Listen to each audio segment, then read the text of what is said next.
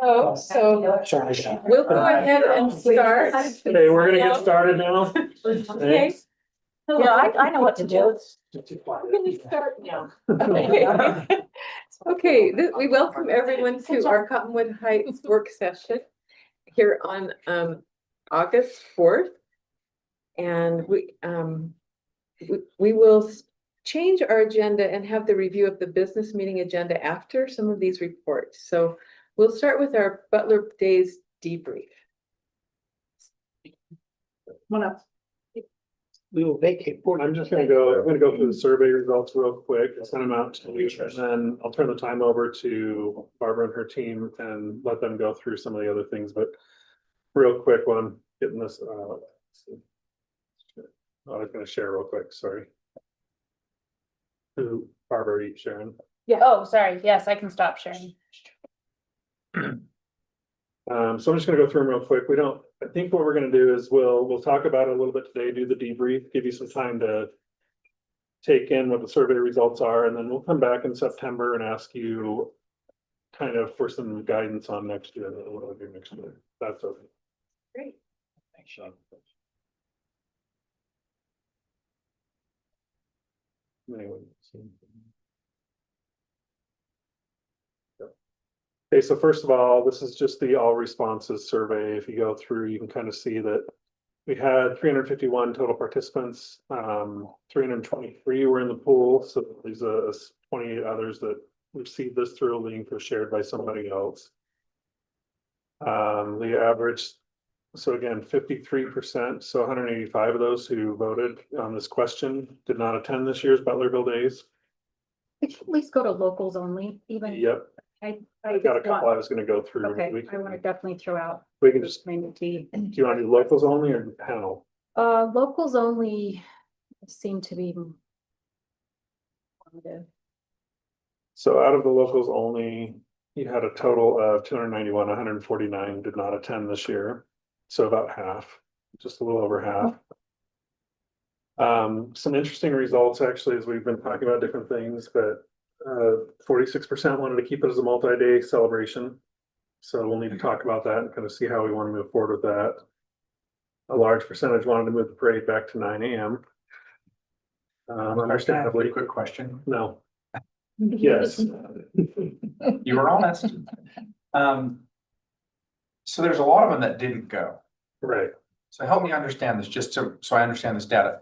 Are there people that answered, please keep it a multi-day celebration, but they didn't even go? Yeah, and this is one of the things I asked Flashfoot about, and there's not a way right now, but I do have one pulled up that I can kind of show you from that kind of weeds out those who didn't go this Okay, year. understood. Because like question 2, it'll tell you there's 243 responses, but obviously we only had about 148 that were there. So you have another 100 that responded still. Might have gone in a past year, so they might have a sense of what Butlerville Days is about, even if they weren't there this year. Sure. Yeah, and that's what's nice is you can filter the data, you can look at the data. A few wanted to keep the parade at 5. Remove the carnival was a very small percentage versus keeping the carnival, so we'll want to talk about that too and the impacts that has on the festival. And again, keep in mind too that this is, while a decent pool that we have, we still would like to get more people involved because you're talking about 1% of your population here in the city. So, and then it's kind of split here and in the comments, as I noticed about keeping it closer to the 24th or doing it the weekend before. So we'll want to talk about that as well. A lot to talk about as we go forward, but in September we'll want to come back to you and kind of get these ideas. And again, they were allowed to choose up to 5 of these options as they responded to the survey. So a lot of people like the drone. Half the people wanted to keep the live music or include live music. And we saw some comments on live music. A lot of people wanted the food trucks or local food vendors. So they like that. Community boosts, the organization, youth activities. You saw a couple of comments about the Chalk Art Festival. So we'll look at some of the things, how to better involve the youth as we go through. And then when planning future Butlerville Days, here's the things we want to make sure that we include. So again, But isn't it interesting that this third question, when you say carnival rides, that's on the lower of the list? yeah, versus the one above. Yeah, and one thing that's people may not know is to get the carnival, it has to be 3 days. Right. you can't- Otherwise, they won't come for one day. Right. They won't come for 1 or 2 days. It's gotta be 3. Well, I'm not sure if you want interjections. I just already told Councilman Holden no. But, And I did it anyway, so go ahead. well, I would appreciate, and I think my constituents would appreciate a question just right out. Do you want a drone show or do you want fireworks? Because I think it's a financial huge commitment for Cottonwood Heights to do both shows. And I would like to understand our constituents across Cottonwood Heights. Do we have a majority that favor fireworks or not? I know that our council majority has always said we favor fireworks, but I get solidly from my constituents of District 4, they can't understand why we do fireworks in this day and age. They don't like the way it upsets the dogs, the veterans, the elderly. It adds air pollution. So does anybody have a problem with coming right out and having in the future survey that you just mentioned we're gonna do? A question about, do you want a big fireworks show? I think it's fair to ask the question. I know there were a lot of people that answered with they want fireworks and they typed it in themselves. And yes, one of the questions did ask about a drone show or evening activity. It didn't differentiate or, And I want to be really clear, those are sponsored events. Those are not costing taxpayers. And there were some sponsors who said, if you're not going to do a fireworks, we will not sponsor. Yeah. And so it's definitely split, Councilmember Bra. I agree. It's a very, I mean, why are we afraid to ask that question I and just find don't, out? I just don't know how we get big enough results. that's that to the mayor. That is a really hard thing with this for sure, to make a big decision. Yeah. Well, and I'll tell you That's just from hard. experience in 20 years, I get calls either way. yeah, So, I can attest to that. And I think that's been, I think Lindsay, long term, that's kind of been the balance that I think the city's tried to do is to create multiple experiences for multiple people, which I think hopefully is helpful. So. I think, And we can look at that in the future for sure. Sorry. no, go ahead. And then again, this question was when planning future events, which of the following should the city be the city's highest priorities? Keeping the event manageable and cost effective was high on that list. Offering fun activities for children and family, and I think Lindsay and Cynthia are gonna talk about some of the ideas for next year as well. If we do or don't do a carnival, there are ideas out there to try to bring more activities in. Creating a strong sense of community and supporting local businesses and organizations. So those are really the key priorities that came out from this group that took the surveys.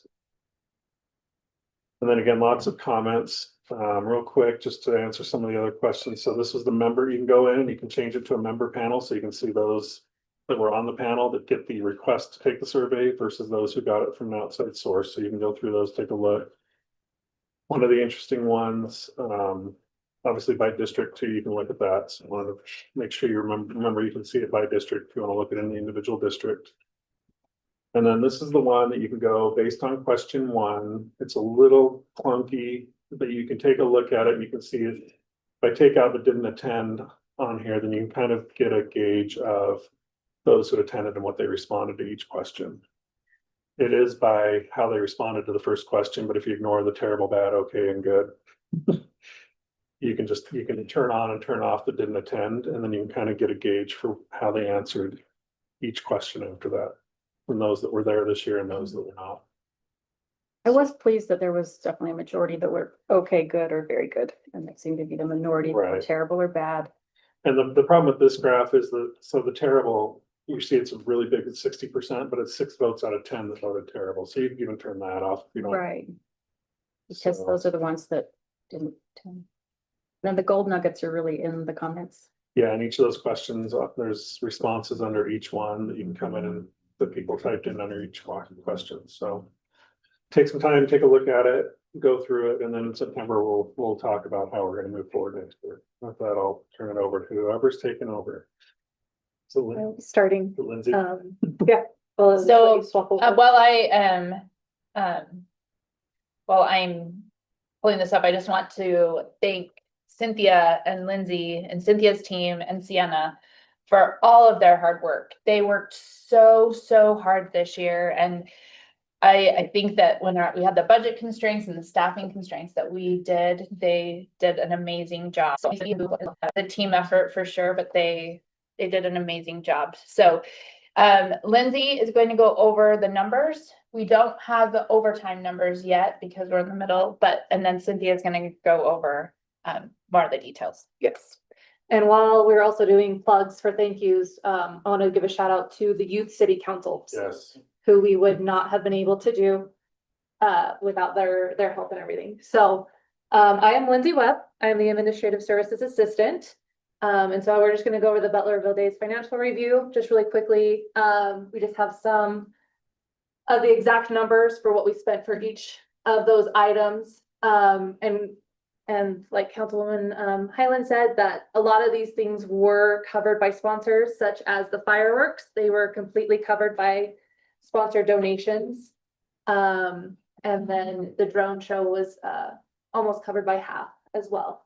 And so if you look at those numbers, we have our totals towards the bottom there. And I broke out the bands, and then we have our amazing event contractor that we had this year, the Ballard Venues, and her team were added into that total expenses.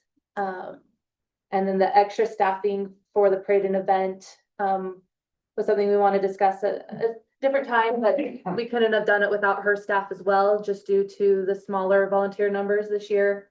So that's something we will really want to focus on. Next year is getting a really strong supportive volunteer team and committee. And so then this slide will just show you the different incomes that we were able to obtain.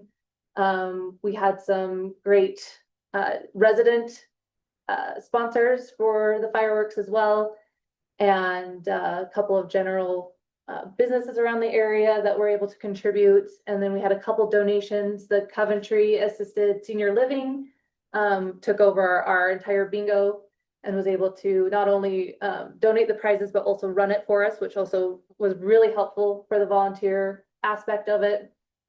And then it kind of shows that revenue of the income of what we got for the painting in the park, our carnival this year. And since we narrowed the tent vendor day to just one day instead of the typical 3 days that we've had in the past, we did a smaller payment for the tent vendor. So that's why that particular income is a little bit lower than previous years, just because they were only a 1 day aspect of that.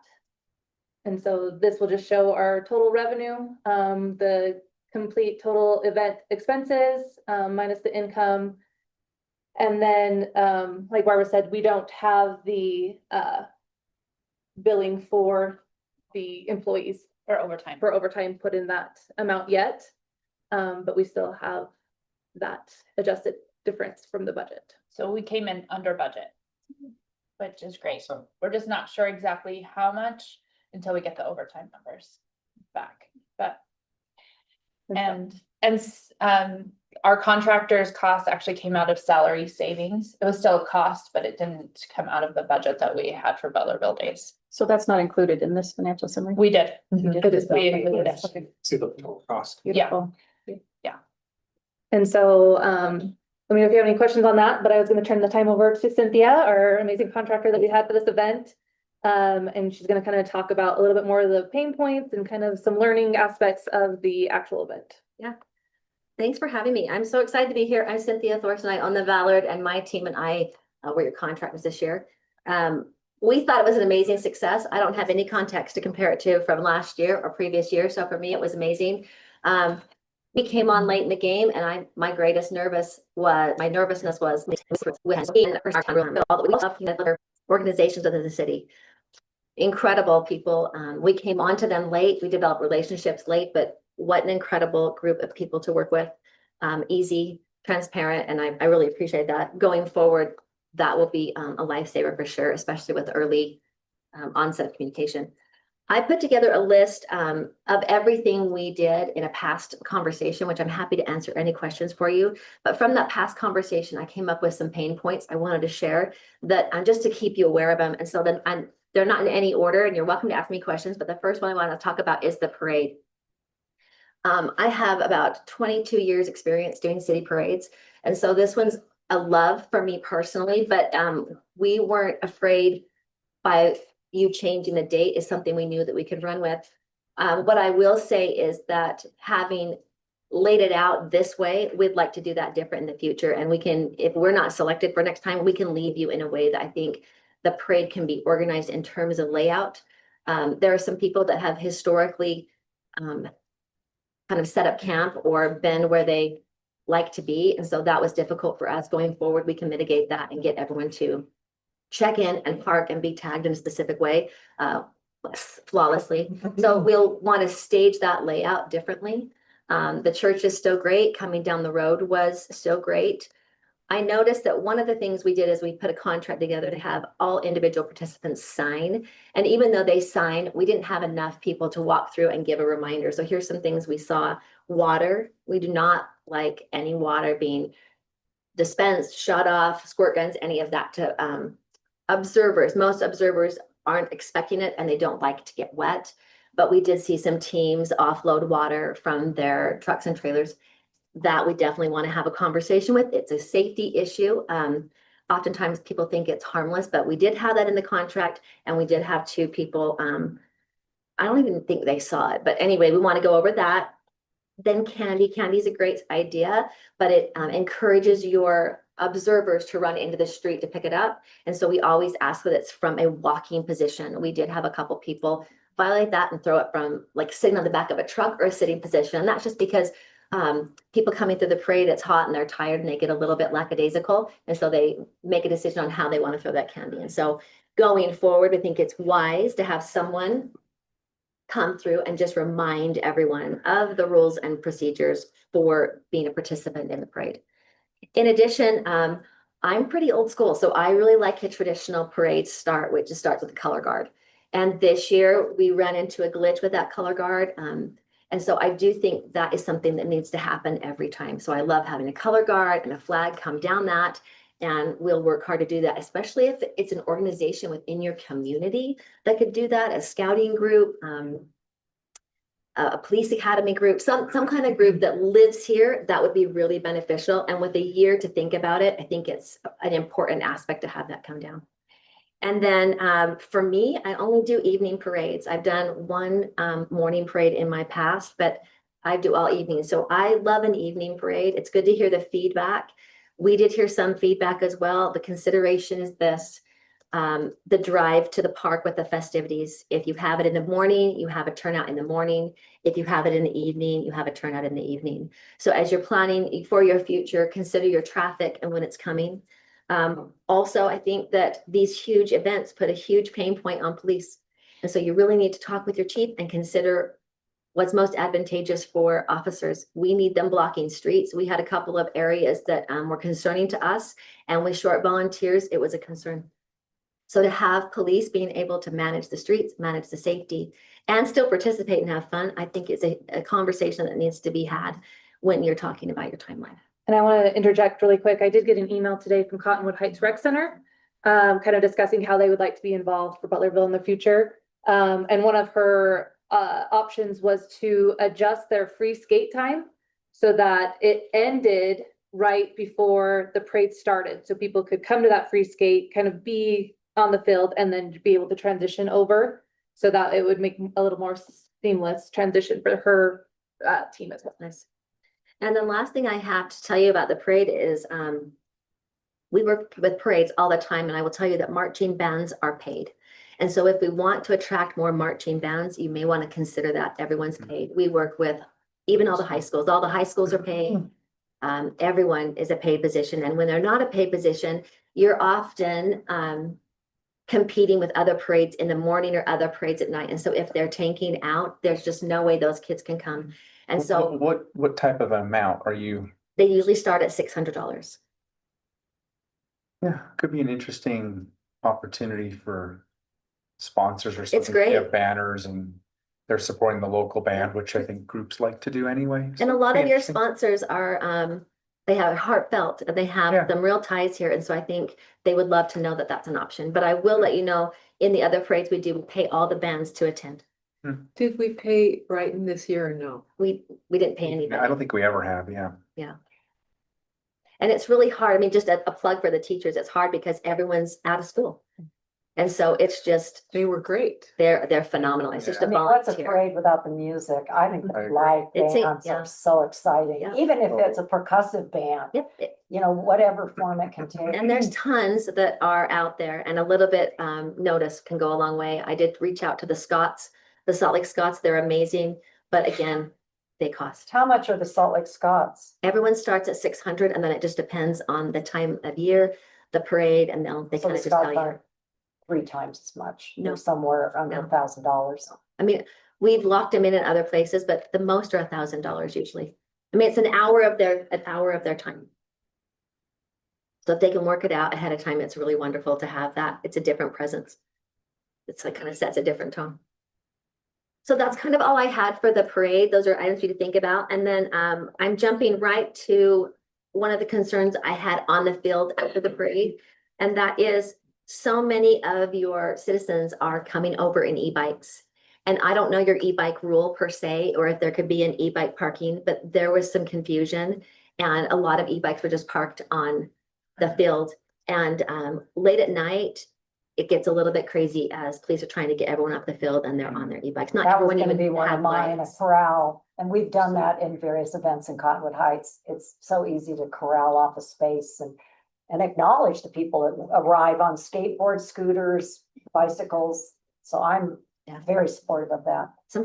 Go ahead. Oh, for the crowd, do you have it like manned as far as safety? Do they have to bring locks? Cause you said skateboards, so is somebody I watching think if that? there's a designated area, I mean, you know, there's best practices I'm sure we can get from this. And I just think that if there's signage, I know I arrived on my e-bike and there was no signage, there was no acknowledgement. I was one of those people that my husband and I rolled our bike to where we watched the drone show. So I agree that can be managed a little differently, but it won't take up space from the carnival or the other things. It can be off somewhere. I just think it has to be deliberate and we need to enforce it because it's a real danger. And I think it's too much to put on officers at night when it's dark and they're trying to get food trucks off the field and vendors off the field and people out. And e-bikes they maneuver themselves through people. It's just really, it's kind of scary. I mean, So we need to think about what that looks like going forward. you know, I'm sure we'll get into the nitty gritty in other meetings, but I'm rather opinionated on this. And if you want to keep them separate, and there's so many ways to organize it so that it doesn't impede, as you said, the tear down time. For Yeah. sure. The next thing, and really you'll talk about this at a later date, is no carnival regional draw versus community draw. And that's something that, this committee, as well as these surveys, have to decide. For us, we love a one-day event. We love packing the house hard with one day and using all of our resources for one day. In terms of thinking of your resources, remember too, that if you're using police in the morning to do the parade, you're also using them at night. There is no break. So I think it's important to look at your fiscal day, what that looks like, or your financial day, what that looks like, and just see the best practices for that. But we love one-day events because they use everybody in their largest capacity for 24 hours.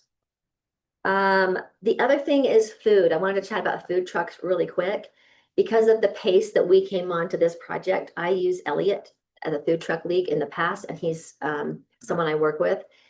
The communication between vendors and us and contracts and us and questions and us is a part-time job.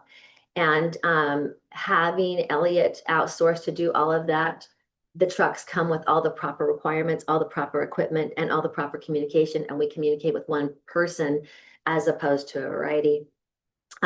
We did, however, this year, because of just lack of knowledge of what to expect, both on our part and us communicating with the food trucks, they didn't have enough food trucks for the final evening. I've spoken with Elliot about that. He agrees.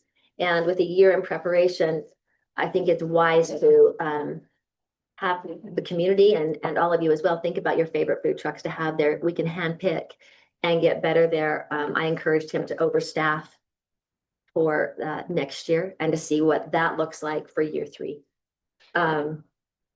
Along with food, I think something that was really important this year and kind of a miss I'd like to add on to it for you in the future is your opening ceremonies. I think that opening ceremonies are essential. I think it's important to open in some way. I thought we did the very best we could. Our flag ceremony was great, the mayor was great, and I thought that the singer knocked it out of the park. I do think it'd be wise to think of something we could do for citizens in the morning to start off the day. And we could even have, coffee trucks, bagel trucks, food trucks there in addition. But I'd like to see Butlerville Days start off with a little more power and a little more intention. I think that would help So throughout here's the one thing entire to think day. about though, because I know, I really do think that if we do one day, I think it would be really cool to start with a parade and to actually have a flag that's coming down the parade route and finish with the flag ceremony at the stage and then actually start, you're kicking off the day and people are following the parade into the park. Yeah. Could be a thought to think about. I definitely think those conversations need to be had. I think it's really important that you have intention when you start these ceremonies. They're really special. Yeah. There's a lot that goes into the community, so I think it's wise. And Rec Center again commented on that. They are very excited to offer the yoga and the high fitness, and they said that they'd be willing to do both of those on the same day. If we do move to a single event, do a 7 a.m. yoga and an 8:15 high fitness, just so that they can stay involved in the activity itself. So. Another thing I wanted to make mention, this is just a plant a seed. This definitely requires evolution and lots of conversation, but going forward, it might be nice to have just a lot of volunteer local bands, local singers perform all day, and then really pool our money together and hire someone like the Salamanders to do a really proper, nice concert before you hit into your fireworks. But those bands start at about $15,000. And so that's something to think about when you have those nicer, larger bands towards the end.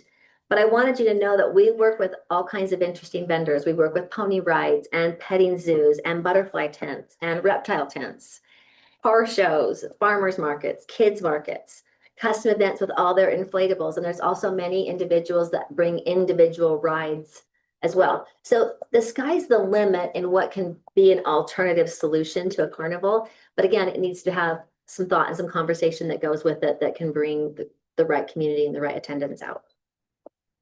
And then the last thing I wanted to touch with is your volunteer situation. Many of you know Brian Allen. Brian Allen is the only volunteer that I could retain from the 20 volunteers plus their subcommittees from prior years. And I think it's important to mention that when I bid this contract, I bid it at $20,000 with the idea that I would have 20 seasoned volunteers that had leading roles and had been a committee member for 6 to 7 years and understood their role. And I reached out, I want you to know, I tried to reach out to every one of those volunteers, and some were very willing to communicate with me, which was an amazing information, amazing education for me.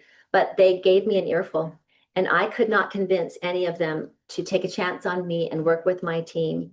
I think it's important that you know that they're seasoned people that had leadership roles, and they were unwilling to take a chance on us, which is fine.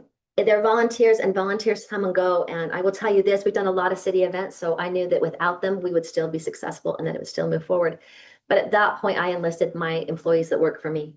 And I wanted you to know, I submitted a receipt for an additional $5,200 on top of the bid. And I want you to know where that came from. I had 2 employees I hired full-time for 9 weeks. I say full-time, but they each worked 10 hours a week for 9 weeks. And then I had not planned on having 6 employees attend the 3 days, but they did, all working 12 to 13-hour days. And we absolutely need. Yeah, absolutely. But I will tell you in perspective, they each did the job of 10 people. And so I think what's really important going forward is that roles are really identified, and where we can curate and cultivate good relationship with volunteers, we should.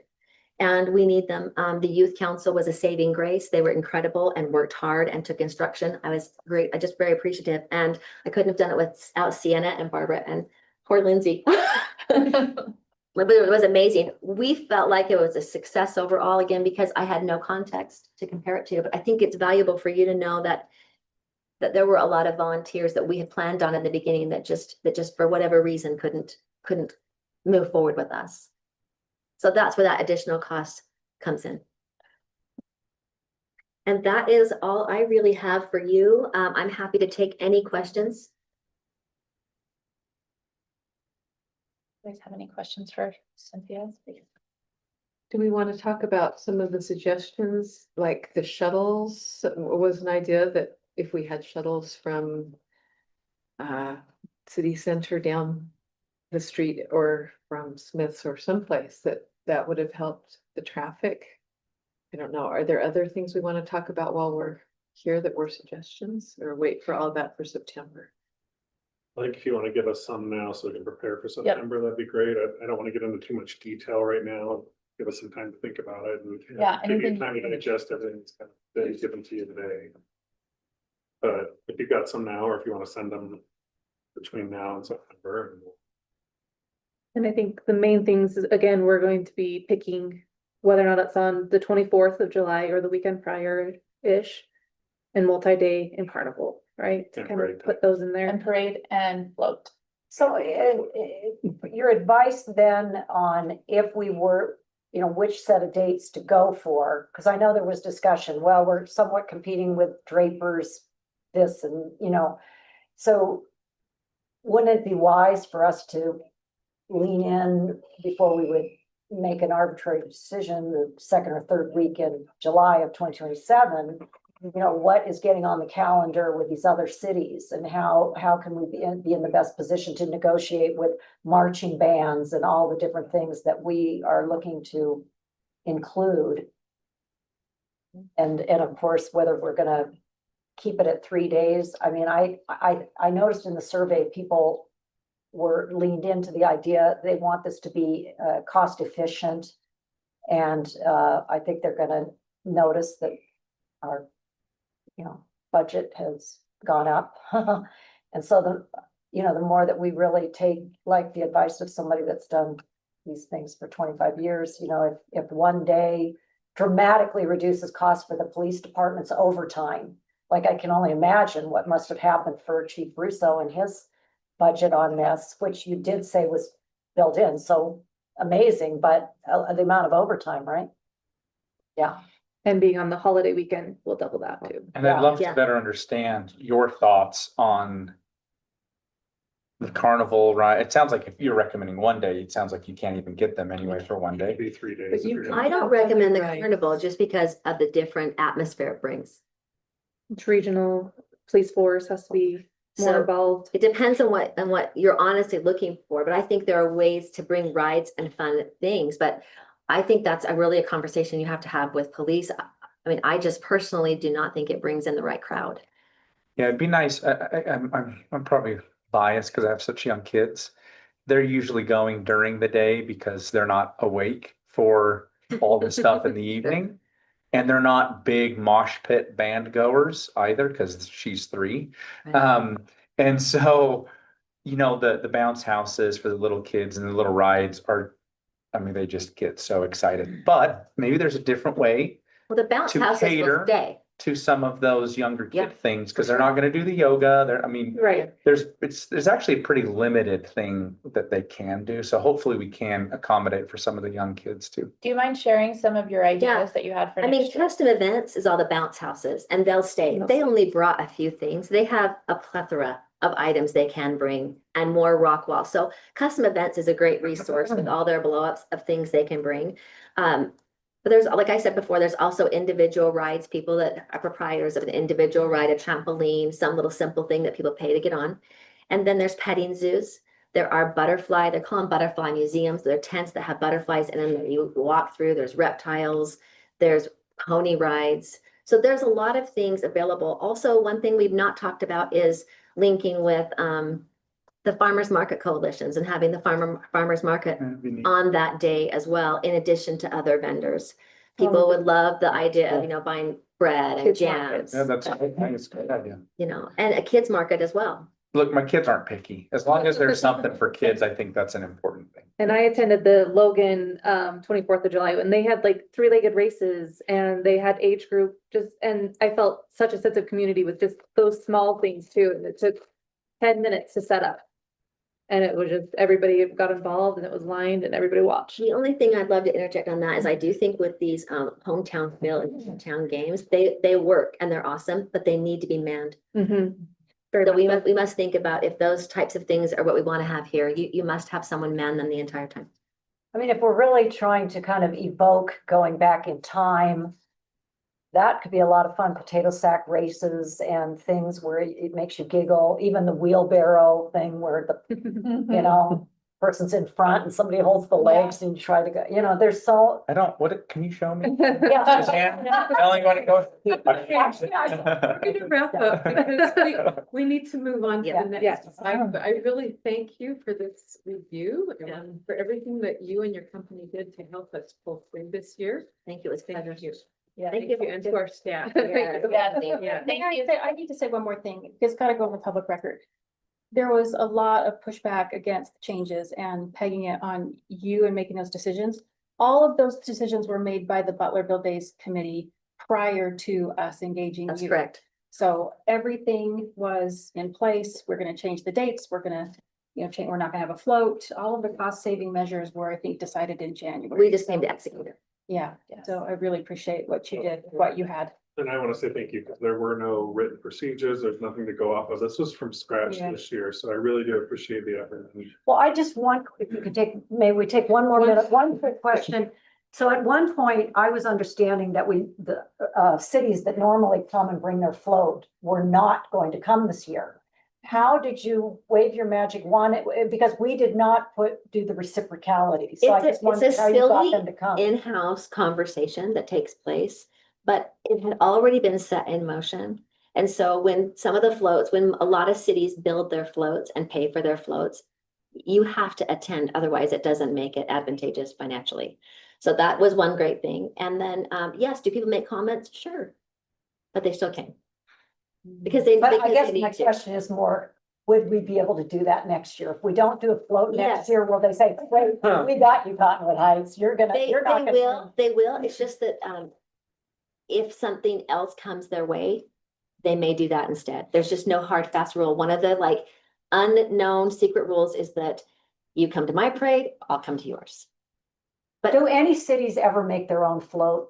They all No. look like they're made by a professional. yes, they're all made by. All right. I'm just like. All right, thank you. Yep, you're welcome. Okay, Thanks, thank guys. you. Appreciate it. Thank Now, you. the next item on our agenda is a PDD 2 development agreement discussion with Rockworth Company, Wayne Budge and Christine Richmond, and we have 40 minutes and we're gonna make it before they have to go.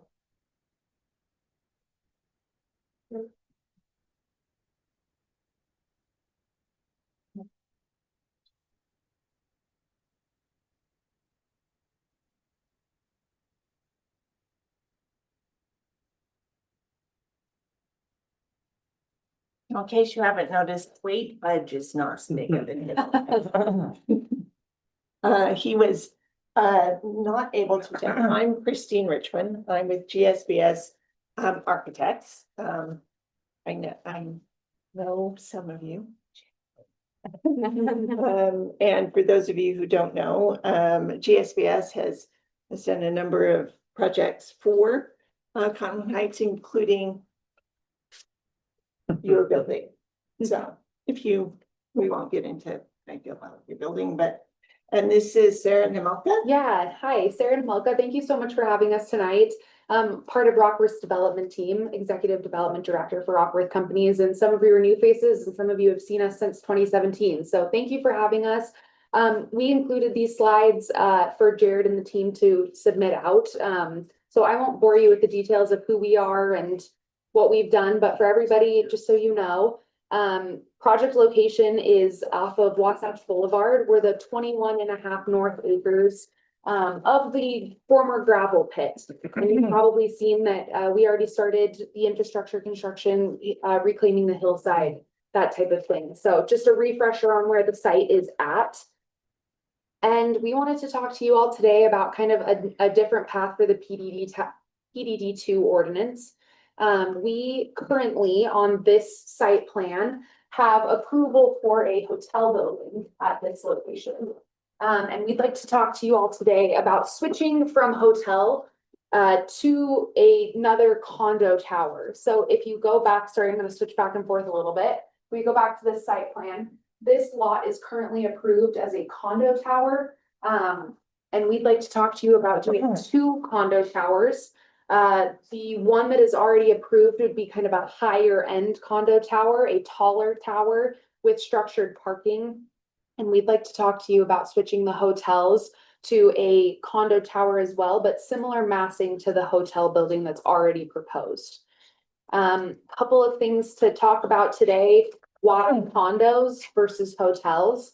The hotel is not financially feasible. We have hired multiple market analysts, Christine being one of them, and the hotels are not something that is recommended by any of the market analysts. When it comes to visitor spending, surprisingly, oh, thank you. You don't put it anywhere. Deal. Thank you so much. When it comes to visitor spending, having locals living in a building actually is more advantageous.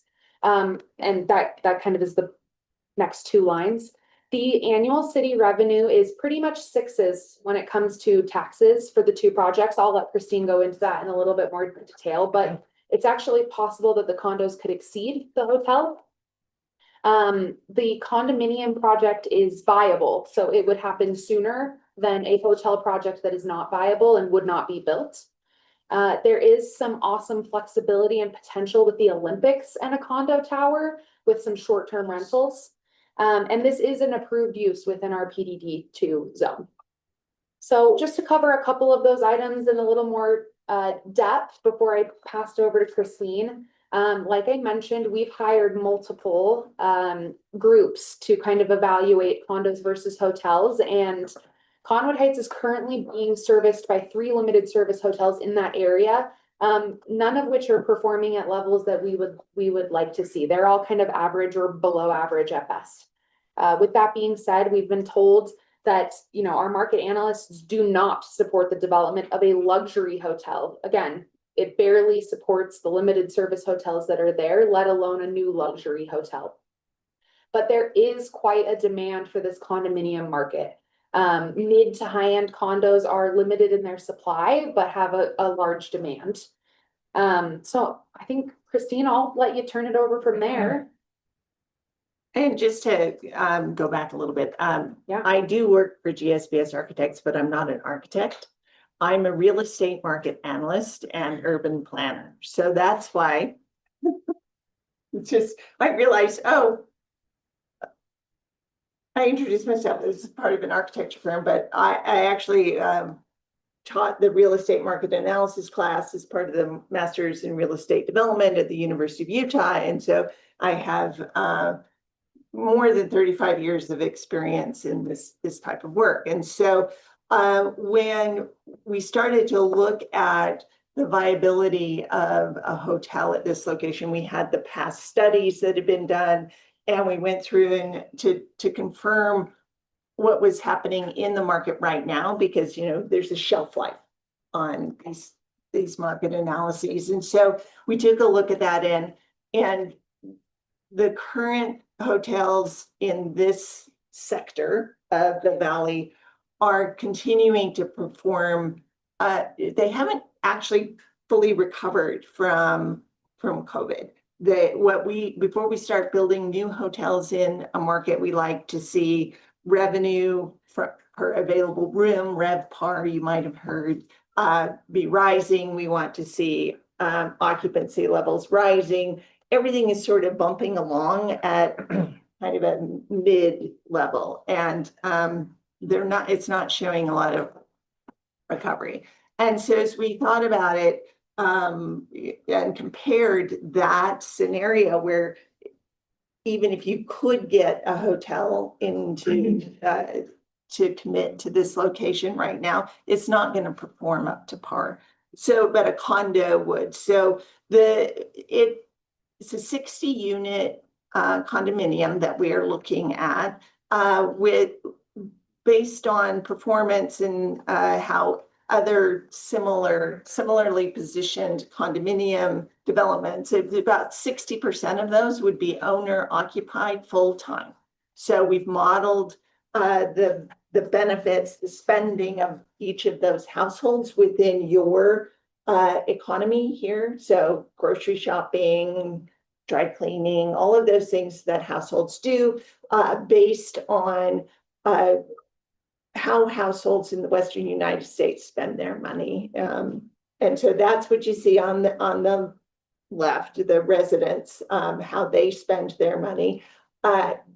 Meaning about a 3.28 million insurgents Yeah, lots of cash. capital. into the economy, versus with 24 of those units being put into a short-term rental pool.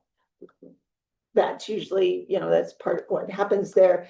Then you get the benefit of visitors coming in and spending money within your economy as well. So looking at the condo visitor and resident spending, you get a little bit of both. And so the visitor spending estimate is based on the state of Utah's estimate of visitor groups. So they do every couple of years an analysis of how big visitor groups are that come into Utah and how they spend their money on lodging and things like that. The percentage of the spending spent on the different categories is based on the Kempsey Gardner Institute study and travel spending that was done in 2024 as well. So the key takeaway here is that even as condominiums, your economy is going to get an insertion of spending from both residents and from visitors because of how condo projects fill up these days. Any questions about that? I wasn't here earlier. How many, back when this all, what is the height of the building that you already have so that this one would be? The Yeah, I believe right now we have it at about 5 stories above grade. And with the condominiums, we would be keeping a similar massing. So this site plan contemplates about 140 bed hotel in that kind of rectangular space that I pointed out. Oh, I have this. I don't know if this works. Anyway, in that same area. So similar massing, similar size. We wouldn't be going higher necessarily. I have quite a few questions, but I want to wait. Okay, Presentation. because maybe I'll answer them in a second. Mhm. Okay, so we also looked at what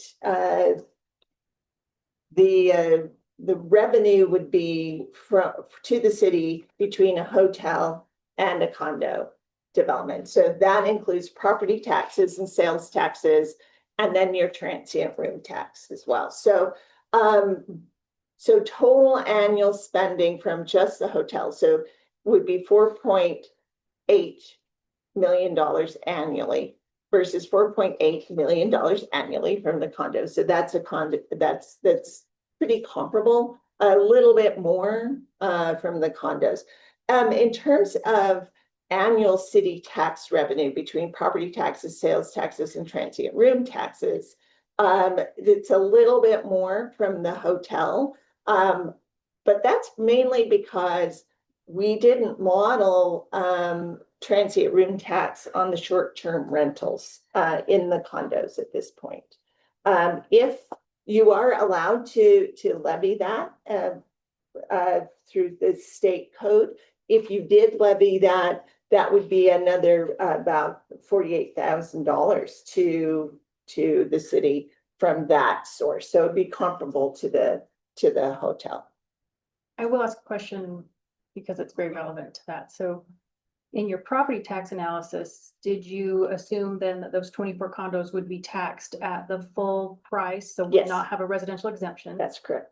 Okay, and then where did your 60% number come from? That comes from comparable condominium developments done by this particular group, and then double checked with other market analysts. I know we can or do have transit room tax, but the state is helping us figure out how to get that. How to Now, get if you said that 60% are gonna be owner occupied.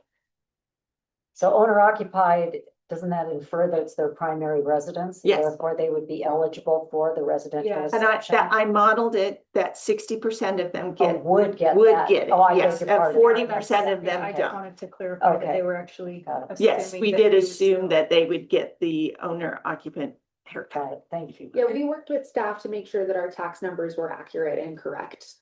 Too. Thank you. And are those owners limited from turning it into a short-term rental through the HOA? Yeah, likely there would be an amount of units that are allowed to, but for us, for this building in particular, likely we would keep that optionality open for any of our tenants to rent, and with the higher end condos across the street, we would probably have maybe a few less allowed. So it depends on the HOA and how it's set up, but yes, it's possible that there's a limit. The dark curtain ordinances would allow this. Right. Short-term rentals, because it's a Yes, private but road. I'm and- just wondering how, if they're saying 60% are owner occupied, how we keep it that way. Yes, important. And you're saying that you don't have, will not have the constraints necessarily to keep it that way. Well, the problem is it'll be up to the HOA, which they will not control. And I've lived through this over the last 25 years in investment condominiums that my husband and I own in Salt Lake. And in both cases, it was indicated that this had to be owner occupied. And in these two separate, they're both in the downtown area. It's only patrolled by HOA. And so it's, I don't know what percentage actually follow that stipulation, but it's somewhat lost by the fact that the HOA board may or may not go after it. I live in a high-end HOA in Holiday, and I would say at least half of my neighbors are rentals, and I don't see it as an issue. It's definitely something we could talk to the city about, but this project is allowed by your current code. And the short-term rentals are allowed by the current code. Have any other questions on the revenue, the tax revenue? I have a quick question. And I understand that this is a pretty viable to do this for condos versus a hotel. However, I'm sorry, this is Councilman Newell. However, my big You know that point? one of my biggest concerns is we won't be able to, excuse the pun, police the short-term rentals. And this could become a mechanism for a number of different folks beyond your 60% or 40%, I should say, being able to have these short-term rentals in place. If other residents decide this is what they want to do with that property, what stops do you have in place? We talked about the HOAs and everything else, but is there the ability to have a contractual stop to that happening so that we can make sure that we're not being inundated with short-term rentals? Because there's a number of other issues that come in play if that takes over. And we're already dealing with this in other areas of our city. And if we're going to have an influx of short-term rentals, that really impacts our decisions going forward for other short-term rentals within our municipality. Question you want to answer? Hi, I'm Tom Henriot. I'm the original applicant 7 years ago on this project. It's gonna come up so you can be on the Sure, why not? speakers, on the mics. It's obviously a very big question. And I think that the answer to the question is a question. What does the city want? I like what you're bringing, 60-40. If we can keep it there, that's great, because what. I would also, I think, I agree with you. I think 60-40 is a good ratio. There's also financing that comes into play. Each of these have to be financed. So it's not just an HOA that governs that situation. It's the financing. Lenders are going to have rules about fractions associated in the building because it's going to be one building. They're going to be issuing individual loans on units that are condominiumized. And so they'll have opinions about it too. So I don't see a reality where this somehow turns into an apartment building, if that's my analogy. And I don't see that even remotely being a possibility. And I think our perspective on the short-term rental is it seems a benefit to the city for some to be allowable, the short-term rentals, especially with some of the events that are coming. But I do agree that it needs to be reasonably limited. It's probably also worth noting, and we don't have the price of each unit projected out, but the price at which we plan to sell these is high enough that people aren't going to, gobble up a few of these and do short-term rentals. They're going to be pricey enough that likely, it'll be young first-time buyers with help from mom and dad moving here, or, even people who are looking to downsize their house and live in a beautiful community. Thank you, Sarah. It's a great point. That is who, and we've worked with multiple brokerages who are giving us consultation on who are the users going to be, and that is their recommendation. But I do think, I appreciate the mayor's response. We would love to hear from you all. I on think what is- Councilmember Newell's only question was, are you able to put some limits in place? And I think it was his question. Yeah, and we certainly can, absolutely. But I am interested in knowing, what is the temperature of the city on short-term rentals? We're having that discussion now, but I also think that there has been a precedence, and I don't want to speak, it's not my district, so I should let the others speak, but I think there has been a precedent set that they have been allowed historically near the canyons.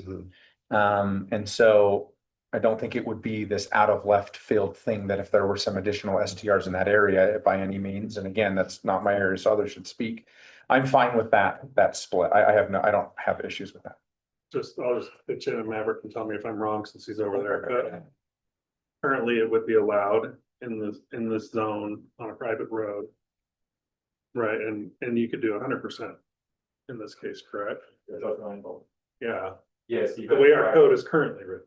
Our current code is with a private roads like condo, medium project, more than 8 units, they can rent for short-term rental. The difference is we're under an agreement right now that doesn't say anything about them, but. And now you're looking to change the use, so I just want to put that out there that under the current code, if you make the change. It would be allowed at 100% if an owner wanted to. Well, I feel compelled to go on record here that City of Cottonwood Heights has quite an inventory of luxury housing. What we don't have is the missing middle. And it's been my understanding that we do require with developments that 10% are at either 80% AMI. Do you plan to dedicate a percentage of these? You already have it. Yeah. Our apartment community that we're building first, it accounts for all of those 10%. But if you're asking to bring 60 additional units Those in, units would be included in the calculation. so 10%, so 6 of the units would be sold at a lower. 15, so 9. 9 But that's- additional units in the apartment community. In the apartments. Yeah, but I'm talking about for the So condominium. we're gonna utilize the entire, so to your point, there's a percentage that we have to have, and our apartment building counts for all residential units across this entire site. So our apartment building will be housing, affordable housing for the condo towers. So what they're So saying is, the number then in the apartment complex will go up. Correct. Is that what you're saying? Yeah. Okay, thank you. Okay, sorry. And we've actually already recorded that ordinance with your staff. okay, thank you. Great. Maybe one more item to touch on the short-term rental note, something really exciting. We've got the 2034 Olympics coming. So we had Christine look into some of those numbers and what maybe the short-term rentals, even just in those 2 weeks, how that could benefit the city. We anticipate that a lot of people who wouldn't normally be putting their homes or units into a short-term rental pool will probably head somewhere warm and put their home or their unit into a short-term rental pool. So this was just an estimate of what that might look like for the 4 weeks of the Olympics and the Paralympic Games. So there is an added, so it actually performs like a hotel, like a 60. It's actually more than that because these are 2-3 bedroom condos. So it's more beds than 110 bed hotel that would be getting full participation in those 4 weeks. So we were asked to kind of think about what that might look like for the Olympics. And this is when that condominium complex kind of performs more like a hotel. Maybe I'll just touch on just a couple more points and then take questions. We submitted these precedent images, I think back in 2018, 2017, it's been quite a while, but the idea here is to build a beautiful mountain modern in keeping with the kind of vibes of the Canyons project. We want it to be beautiful and luxurious and fit with the aesthetic of your city and the canyons that surround. So these were just some images. These shouldn't be new to Cottonwood Heights. These have been on record for a while, but just wanted to show you guys kind of what we were thinking for the feel. And wanted to bring up some comparable projects. Appraise has units that are going for $900 a square foot, 800 I think is their base at the moment.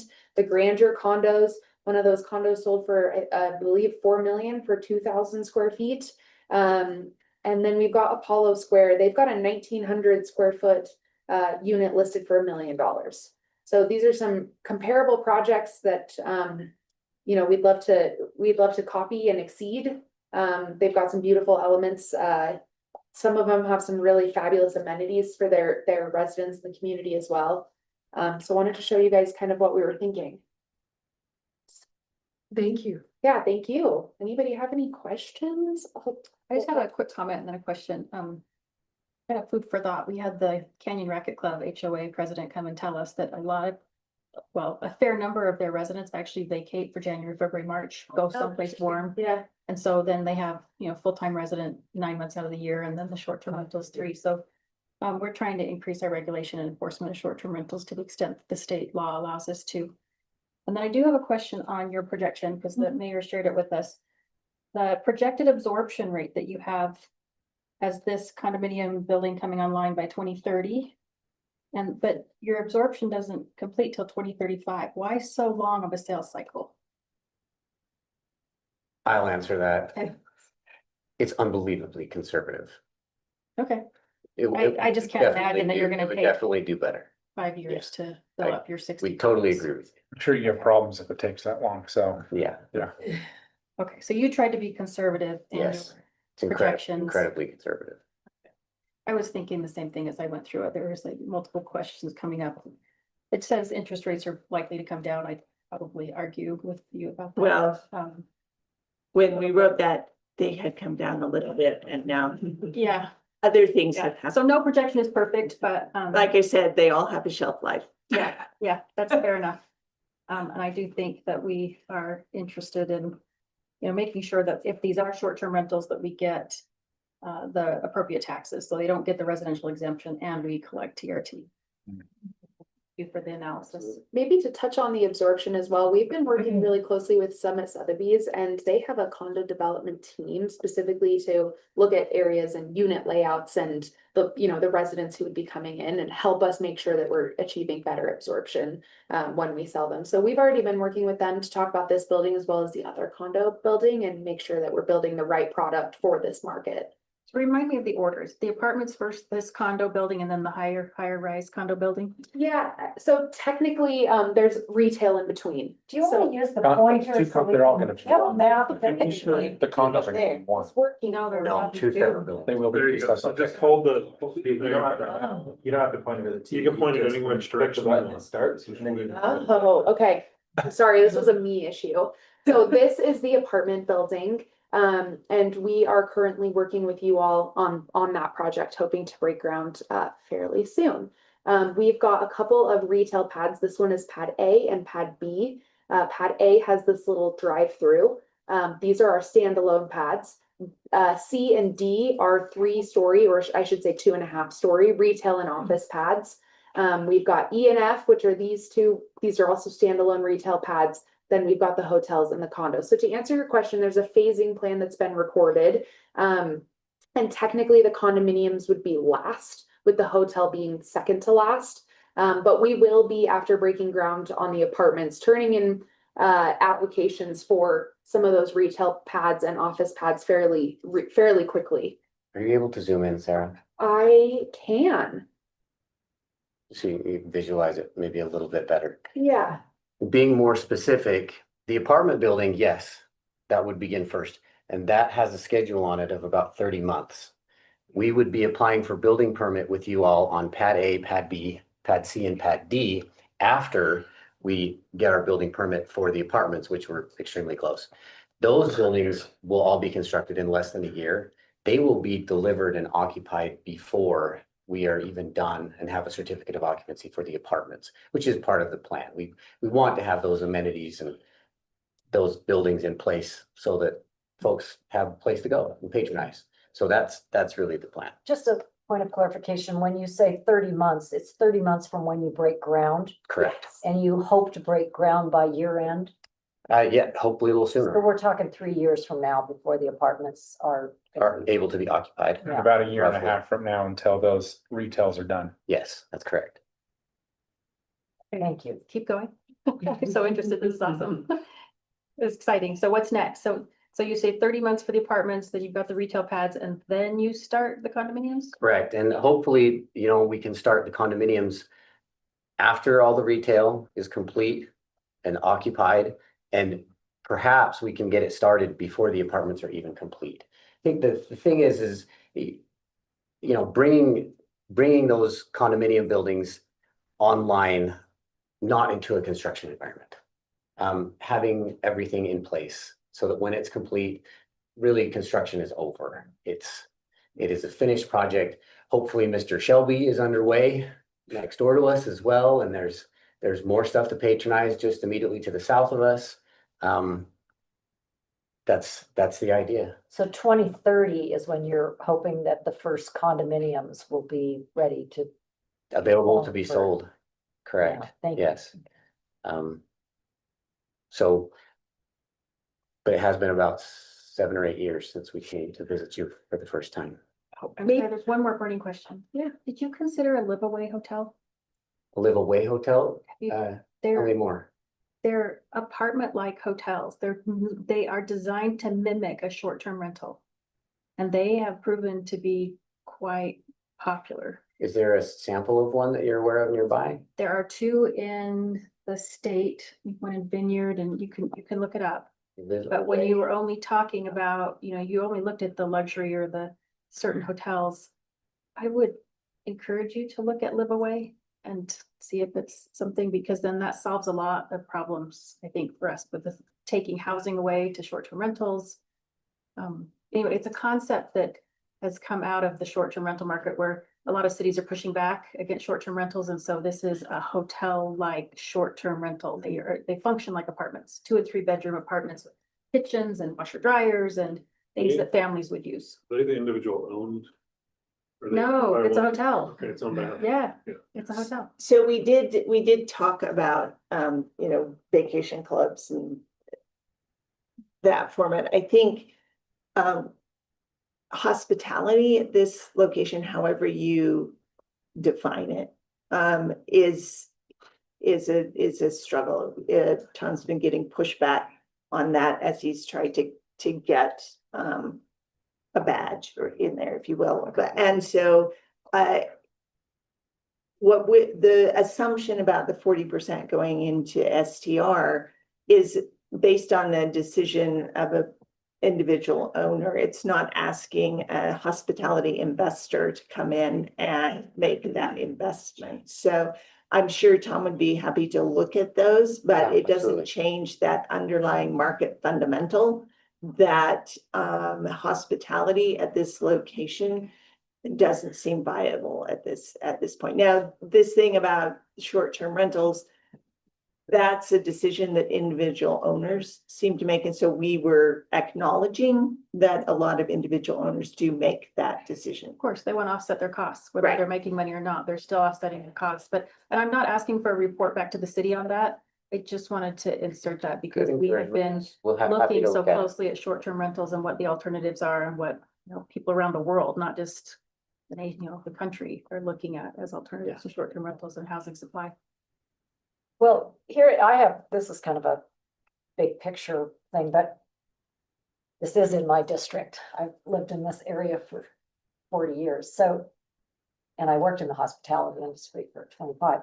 So the lack of walkability, the lack of someone, so Wasatch Boulevard, whether it's State Route 190, which is adjacent to your property, or as you come south down through where I live, comes SR 210, creates a barrier for people to get across. Does Rockworth, are you interested, I know I am, in UDOT seriously considering an underpass underneath SR 190 that would allow some kind of flow of movement. As you know, there's restaurants in that area to the west of your parcel. And Knutson Corner. Is that what? no, I'm not talking about Knutson Corner. I'm talking about all the restaurants that are technically located in Holiday on the south side of 6400 South. And also should the old mill area, like I would think a natural underpass would likely be located closer to where the old mill location is, depending on how that, that has not been determined how that will be developed. But in terms of the value, to a hotelier, for instance, for people to be able to move around. And I know you're going to supply a little bit, but you're kind of stuck there. People, you would have to get in their car and drive somewhere to realize the restaurants within Cottonwood Heights, et cetera. Aside from the ones that we'll be putting in our project. Right. Right. So I'm just curious if you've had any interest or talked about, wow, wouldn't it be great if there was a flow underneath Again, SR 190? similar to what's at Sugar House Park and 13th East. Somewhat similar to that. So I think it's a great idea. I think there's a practical problem that comes with this geography. It is just the terrain. The elevation change from the east side of Wasatch moving to the west is big. And so making that pedestrian friendly is just, it's hard. It's a hike. If you come from our project and head down there and then you commit to walking back up, it's just, give me an e-bike. You know what I mean? It's Well, look at Boulder. I mean, we lost Sundance Film Festival to Boulder, places like that where they are really planning these underpasses and flow and transit. we're all for any type of connectivity that can happen. We would never say don't. We would always say do. I'm just thinking of bang for your buck. If it's a public infrastructure expense that's thinking of doing something like that, the question is usership. I think that's really your question. How much is it going to get used? And I think just there is a practical problem. It's that there's a lot of elevation change. I think the other practical problem is the amount of utility infrastructure within the roadways there too. There's storm drain pipes and all kinds of stuff that we would have to reroute. But a lot of, UDOT is already going to be making adjustments. I mean, now is the time that they're designing and thinking about all these things. I say go for it. Yeah. Absolutely go for it. But I think a lot of studies about what's the usership going to be. Because it is. Well, I mean, you would benefit big time. That's why I say I'm not going to stop you. We want to be. Well, I'm kind of looking at, how much interest there is in partnering to create something that would be of mutual benefit for the city of Cottonwood Heights. I mean, we're about to build a city center a mile and a half to the west down Fort Union Boulevard. Yeah. I mean, we're looking for how do we get these things to flow where people want to spend time and spend their money in Cottonwood Heights. Yeah, I think a big part of this too is the connectivity to the future south parcels is going to be incredible. Connectivity up to the mountain trails. And, unfortunately in Utah, we do drive our cars to our trailheads rather than biking or walking. But like Tom said, I think we're definitely trying to make a walkable site and we're open to that conversation. We love more traffic to our project. Yeah. Well, if you have opportunities, I mean, I really want to see UDOT not have an intermodal hub just for the winter time, but to be thinking, how can people access this incredible mouth of Big Cottonwood Canyon and the area, by alternate transportation alternatives. People say they want it. I mean, it takes time for paradigms to change, but again, we see it happening in other cities that are gateways such as Boulder and different ocean locations. And so Sure. just wanted to thank you for letting us take a moment on that. Thank you. Yeah, thank you all. Thank you. Thanks for the info. Thank Super you. helpful. Appreciate it. Excited to see this happen. Thank you for your patience. We're excited to get it started. Thanks, Tom. Next on our agenda, we're going to talk about citizen recognition. So our wonderful residents in our city, one of them just wrote an op-ed about childcare and how difficult it is for families to make it when they also have childcare costs. So we just wanted to have a conversation about any ideas our council has about how we can recognize and involve residents when they are contributing. And I remember about a year ago, right, there was a young, Special Olympics dancer from our city that won internationally, and that the city recognized. And I'm sure there's many things that we miss, so how can we recognize our residents? I thought this would be a presentation, so I haven't really No. given it much thought. Just, and we can make it short if we just wanna. Well, I don't know if this sparked anything about this ending up on the agenda, but one of the things that I have brought forth to the mayor recently was that historically Cottonwood Heights has put on a volunteer recognition. Now, that was in conjunction with our citizen committees.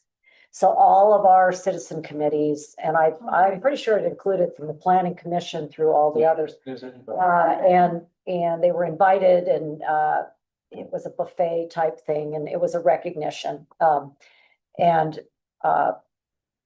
I also think that our newsletter, I've said this now for years, I think that our newsletter, the balance within the newsletter, we could consider I don't really understand why we give somewhat of free PR to WIF Word, West Trent, Waste and Recycling, and some of this, they could maybe have a quarterly, some little blurb, but I think that there could be a better balance in our newsletter for one thing.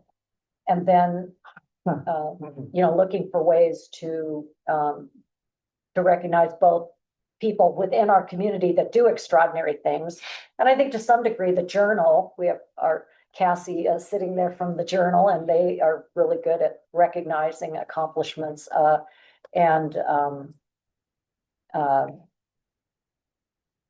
I've even thought of doing something in District 4 for the remarkable people. And I'm sure that each of us that represent the 4 different districts have personal knowledge that may not be known citywide.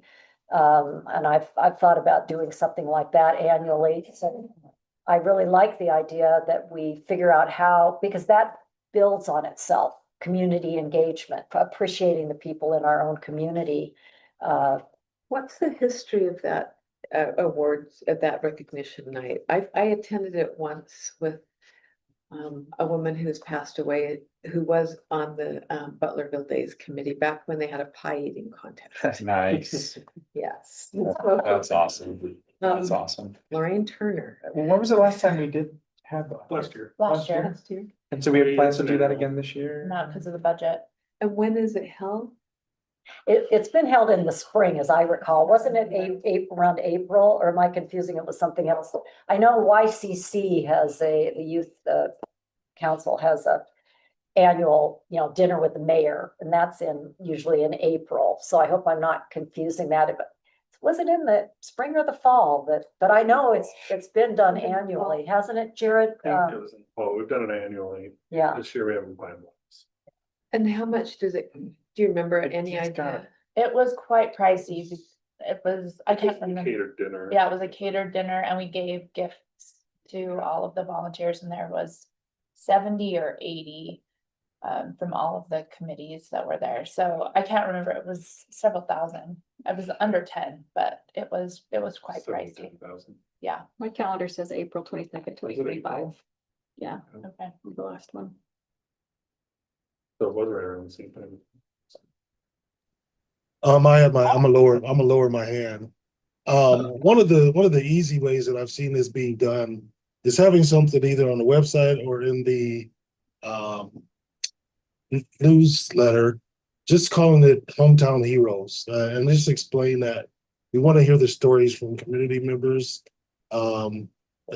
extraordinary things that are going on in our community, people that are doing extraordinary things, and just having a platform for folks to be able to email a story in, and then have us decipher which ones to elevate, once a month or once a quarter or whatever, with an acknowledgement from the council. Another idea as well, I like that idea.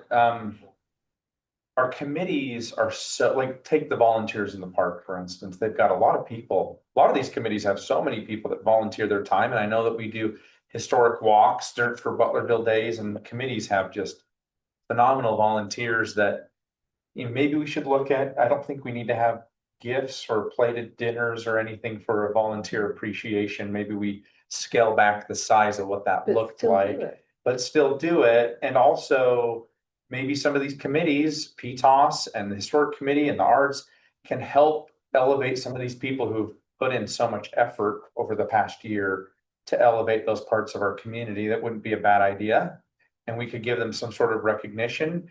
I think it doesn't need to be over the top. Yeah. I think just saying thank you is pretty important.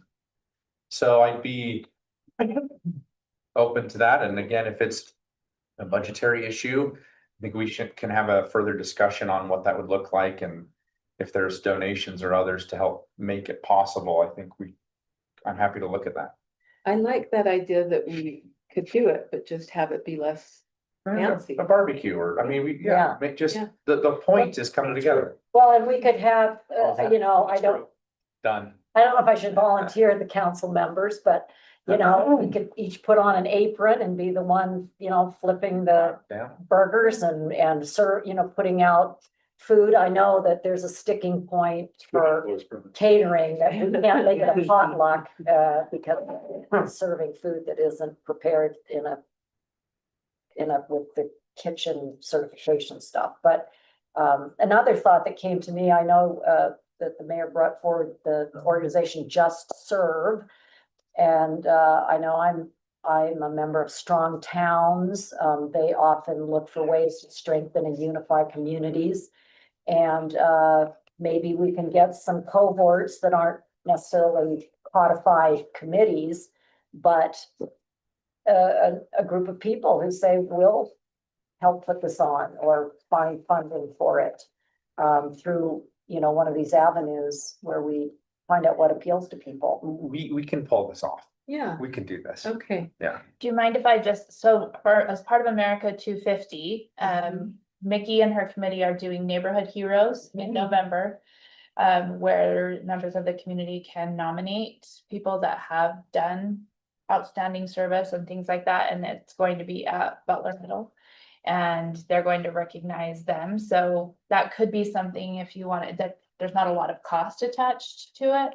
But they're really trying to get the community involved, and it's an opportunity to recognize, and so. That is here, that might be just the thing to do. And then is if it's tie it in. something you liked to do, you could do it in the future, and then it can bring the community together. They're trying to get local talent to perform there. He uses one of our days there, but since we didn't do the musical. Yeah. We have more. Yeah. use of- So just so you know that we are planning on doing that in November. Yeah, I think whatever it looks like, I mean, it's, these people spend so much time they give so much time, we should do something, Yes. Yeah. Yes, so. good. So maybe not. It sounds like, could we do it this year or should we put it off to next? I'm fine to tag team here, or I'm fine if we do our own. I mean, the benefit of tag teaming is I think it probably makes it easier on It's everyone. already moving. The benefit of maybe still doing something on our own is I think these people that are on these volunteer committees, I think still need something for them, that so much action happens that they do. That it's not much for us to just say thanks once a year. So look, I'm good either way, whatever y'all think. We could easily pull off a barbecue to say thanks this fall, and we could figure out donations. I'm not worried about that. Great. So either way. for me. And I liked Councilmember Newell's suggestion as well about the hometown heroes, that we can try to elevate people regularly through the committees and through our knowledge in our council districts. Yeah, I think again, we could, again, with that expensive newsletter, and I don't know how long we're gonna continue to print that, but you know, we could again look at who we're giving so much space to. They give a half page to Whitford month in and month out. I mean, they either should be paying us for that. They're a service district that we, you know, why are we doing? So we could every third month give them something, but the other two could be these, you know, community heroes features, and yeah, I like that. And But if it's not printed, we do plan on doing digital. Right. So, and social. Yeah. media. And if we set up a website, we can, so it could be ongoing. Yeah. So you can go back and look at the old. Like it. Okay, Let's see what you all right. That finishes our reports and thank you for your comments, council members. And now we'll go back and review our business meeting agenda. After our Pledge of Allegiance, will have time for citizen comments. And the reports we have are our finance report from Finance Director Scott Jurgis. And then we have action items. We have consideration of Resolution 2026-55, approving a consulting agreement with Kimley Horn and Associates for Comprehensive Safety Action Plan services. And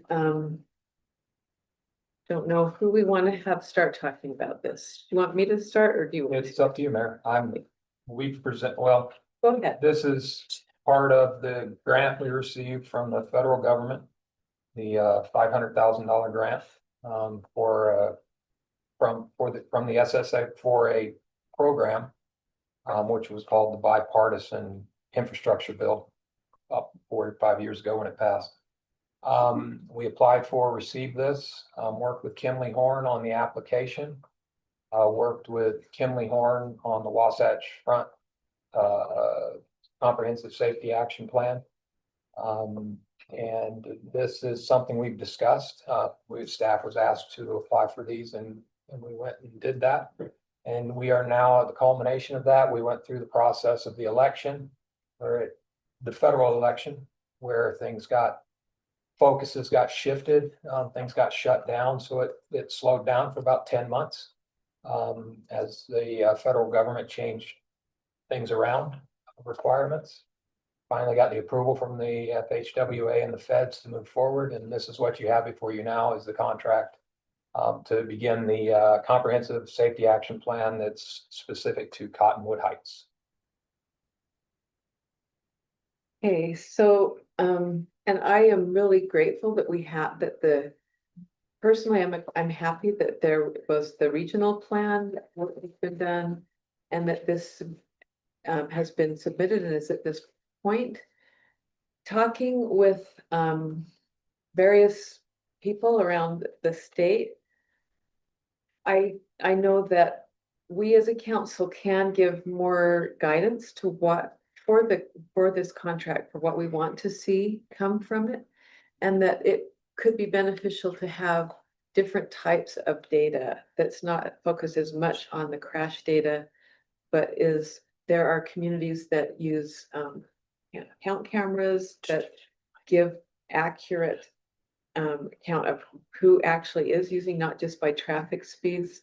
So these are things that I'm considering and make me think it might be worth pushing this off for 2 weeks to the vote again later on the 18th. And I welcome council discussion on this.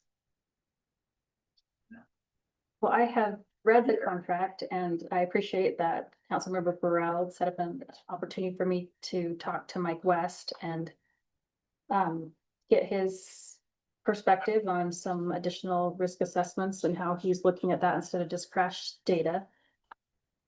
I do want to read a couple of things that are already in the contract and at least have a discussion about how we think this maybe isn't being addressed in the existing contract. One says that the part of the CSAP would be to review existing conditions. I would assume that's what Mike West was talking about. Analyze existing safety data and trends on all public streets in Cottonwood Heights to identify safety emphasis areas, high injury network, safety risk factors, and systemic improvements that will reduce fatalities and serious injuries in the roadways. So based on what I've been other council members about, that paragraph seems to cover what we desire. And then a couple of others I'd like to read. The purpose of Cottonwood Heights Comprehensive Safety Action Plan is to develop a holistic, well-defined strategy to reduce or eliminate roadway fatalities and serious injuries on streets throughout Cottonwood Heights. The Comprehensive Safety Action Plan will be data-driven and focus on all modes of travel and transportation. This Cottonwood Heights CSAP will build on the WFRC Comprehensive Safety Action Plan and provide analysis focused exclusively on Cottonwood Heights, which was a kind of one of the things that when we looked at WFRC CSAP was, I think there were 5 intersections that were relevant to Cottonwood Heights. And so we didn't feel like that was really enough information. The CHCSAP will analyze crashes, identify safety needs, locations, and factors contributing to crashes, and prioritize strategies and solutions to address them. It will serve as a guide for planning, prioritizing, and implementing future safety focused projects within Cottonwood Heights. And when we had this discussion in a retreat in 2025, the council retreat, that was really the overarching goal, was to have this plan come back to us with a very clear prioritization matrix of where we should be spending our money. Because as a council member, you know, I came into this, I mean, I'm not familiar with every single road in Cottonwood Heights. I didn't know how to look at that and think about that, and we've advocated for some lower cost improvements, which would be awesome. What I don't want from this CSAP is what we saw in WFRC CSAP, was just this huge table of possible things that could be done. I like that table. I think it was Appendix E or F. And it said what could be done, and then it said whether it was a low, high, or medium cost, and had a low, high, or medium impact. But it wasn't relevant to any of our particular streets. So there's this huge list of things you could do, but we didn't know what to do with that. I'm looking for this prioritization matrix, and what I read seems to provide that, but I would welcome some discussion about that and how it falls short. And maybe I'll add one thing, is having had conversations with multiple people on the council, is however we get there, whatever, my ultimate goal is, I really need something, because I'm not an expert on this issue. I really need something to guide the city of how to best, what we address first, how to best address it, and prioritize these things, because the process, I think, historically has been a little bit of kind of us just trying to fight for our own areas. And so I want something that is non-biased, that can give us the data to move the needle for progress. And again, I think I've said this to everybody, if this that we're doing doesn't do that, then I do have a problem, but I guess I don't know. Well, I came into this very open-minded 4 years ago when I came on the council.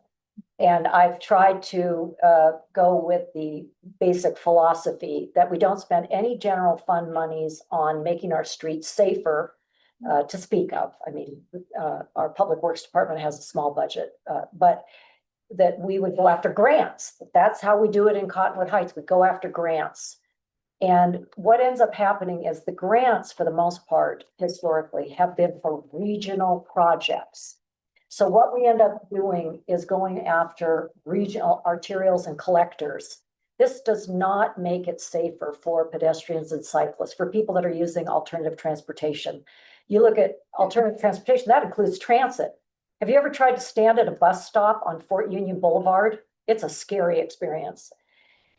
We have not moved the needle on what appeared in our 2005 general plan, which said that Cottonwood Heights would actively advance transportation alternatives, that we would embrace transit, that we would embrace people walking and rolling. It's what's showed up in surveys that our residents want. So I have to say, you know, number one, affordable alternative transportation methods such as bicycling, e-bikes, e-scooters, they're not going away. They are growing. The risks are greater and greater and greater. Chief Russo brought this up, gosh, has it been a whole year ago? And we've tried to, you know, work with the rules that come out of the state legislature, but we are not making demonstrable strides toward safer streets for those who walk and roll. Speeds also for motorists, that we have a lot of crashes that go on in Cottonwood Heights. We don't have a lot of fatalities. But what SS4A foundationally is about risk assessment. It is not about the conventional car-centric measure past crash data and then respond. This is a proactive approach, and we already have, if you were to take the time to go through if each of us went through every one of the transportation plans we have, from the trails and biking to the Wasatch Boulevard to the Fort Union Boulevard. There are fabulous ideas. We spent a lot of time and money If we had the residents, the 42 residents that made the Fort Union Boulevard Master Plan in 2017, they spent months and months of their time getting the data. We have the data. I think that my, challenge with what I have read and thoroughly vetted, not just of my own research, but with other professionals within the Wasatch Front that are municipal, have that expertise, and they've developed systems to evaluate where there is the greatest levels of danger and are doing things on the front side. So I don't, one of my concerns is I don't want in 12 to 18 months from now to be handed another document anywhere similar to the CSAP. So when I read here that they're going to help us be eligible to apply for SS4A grants, that is not what I'm signing up for as a council member representing the safety of people in this city. Yes, on a long term, might we apply for another SS4A grant if it doesn't go away with the current president, et cetera? That's a possibility, but we already are eligible to apply for SS4A grants. We don't need to pay to have it and do another. Can I get some clarification from the group here? One of the streets that I think has some issues, though I've also found out from Matt and staff and others that there are other streets that have larger issues, is Greenfield in my district. A lot of people have complained about speeds and such. And as we've looked at it through the years, I live right off of Park Ridge Drive, and it looks like the data shows that Park Ridge is actually worse. And so we kind of have to play a little bit of I don't want to say a game. We have to communicate with the residents to say, yes, your concerns are legitimate, but there are other streets that we have to address first. Okay. Because, well, real quickly, my question is, do we have the data today to show these residents to say, your street is number 11 on the list? No, we don't. Is this going to help us get there? And that's my hope is, and that's, I think, what my understanding was, is that I'm going to be able to go to these residents and say, we have a process. We've studied this issue. We've ranked these. This is how we're going to address it. And we've got to go through this process. And yes, I'm sorry that we can't get to you right now, but it's a funding issue. That's what's in my mind of what we're trying to solve for. Am I wrong on this? No, I'm 100% with you. And what I'm trying to communicate, and it's complicated, but I have taken a lot of time on this. The things that they have, Kimley Horn, and I'm not disparaging Kimley Horn. I think as a national company, they're very well respected.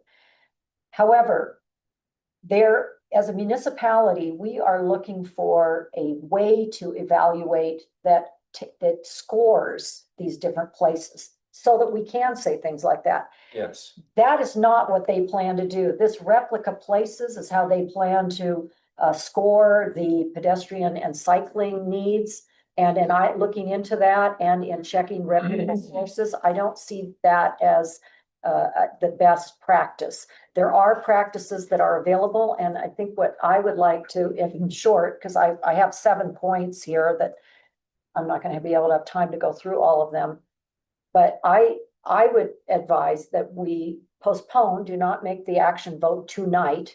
But in the next couple weeks, we have a meeting with our Public Works Director, and we talk about what we could ask for in this Kimley Horn contract description. And I'm glad that they gave us a description of what they plan to do, because most of it is either, is looking at modes or metrics which are either lean into the car-centric thing of looking at past crashes, or they mentioned Strava, which is helpful, but there are ways using these count cameras and other things that are being done in other cities that would give us the kind of thing that you're talking about, where we could say, yes, we get it, that Greenwood and La Cresta, that area, those residents are, they don't have sidewalks. They need. Yeah, maybe Matt, can you clarify? So what I'm asking is that we just wait 2 weeks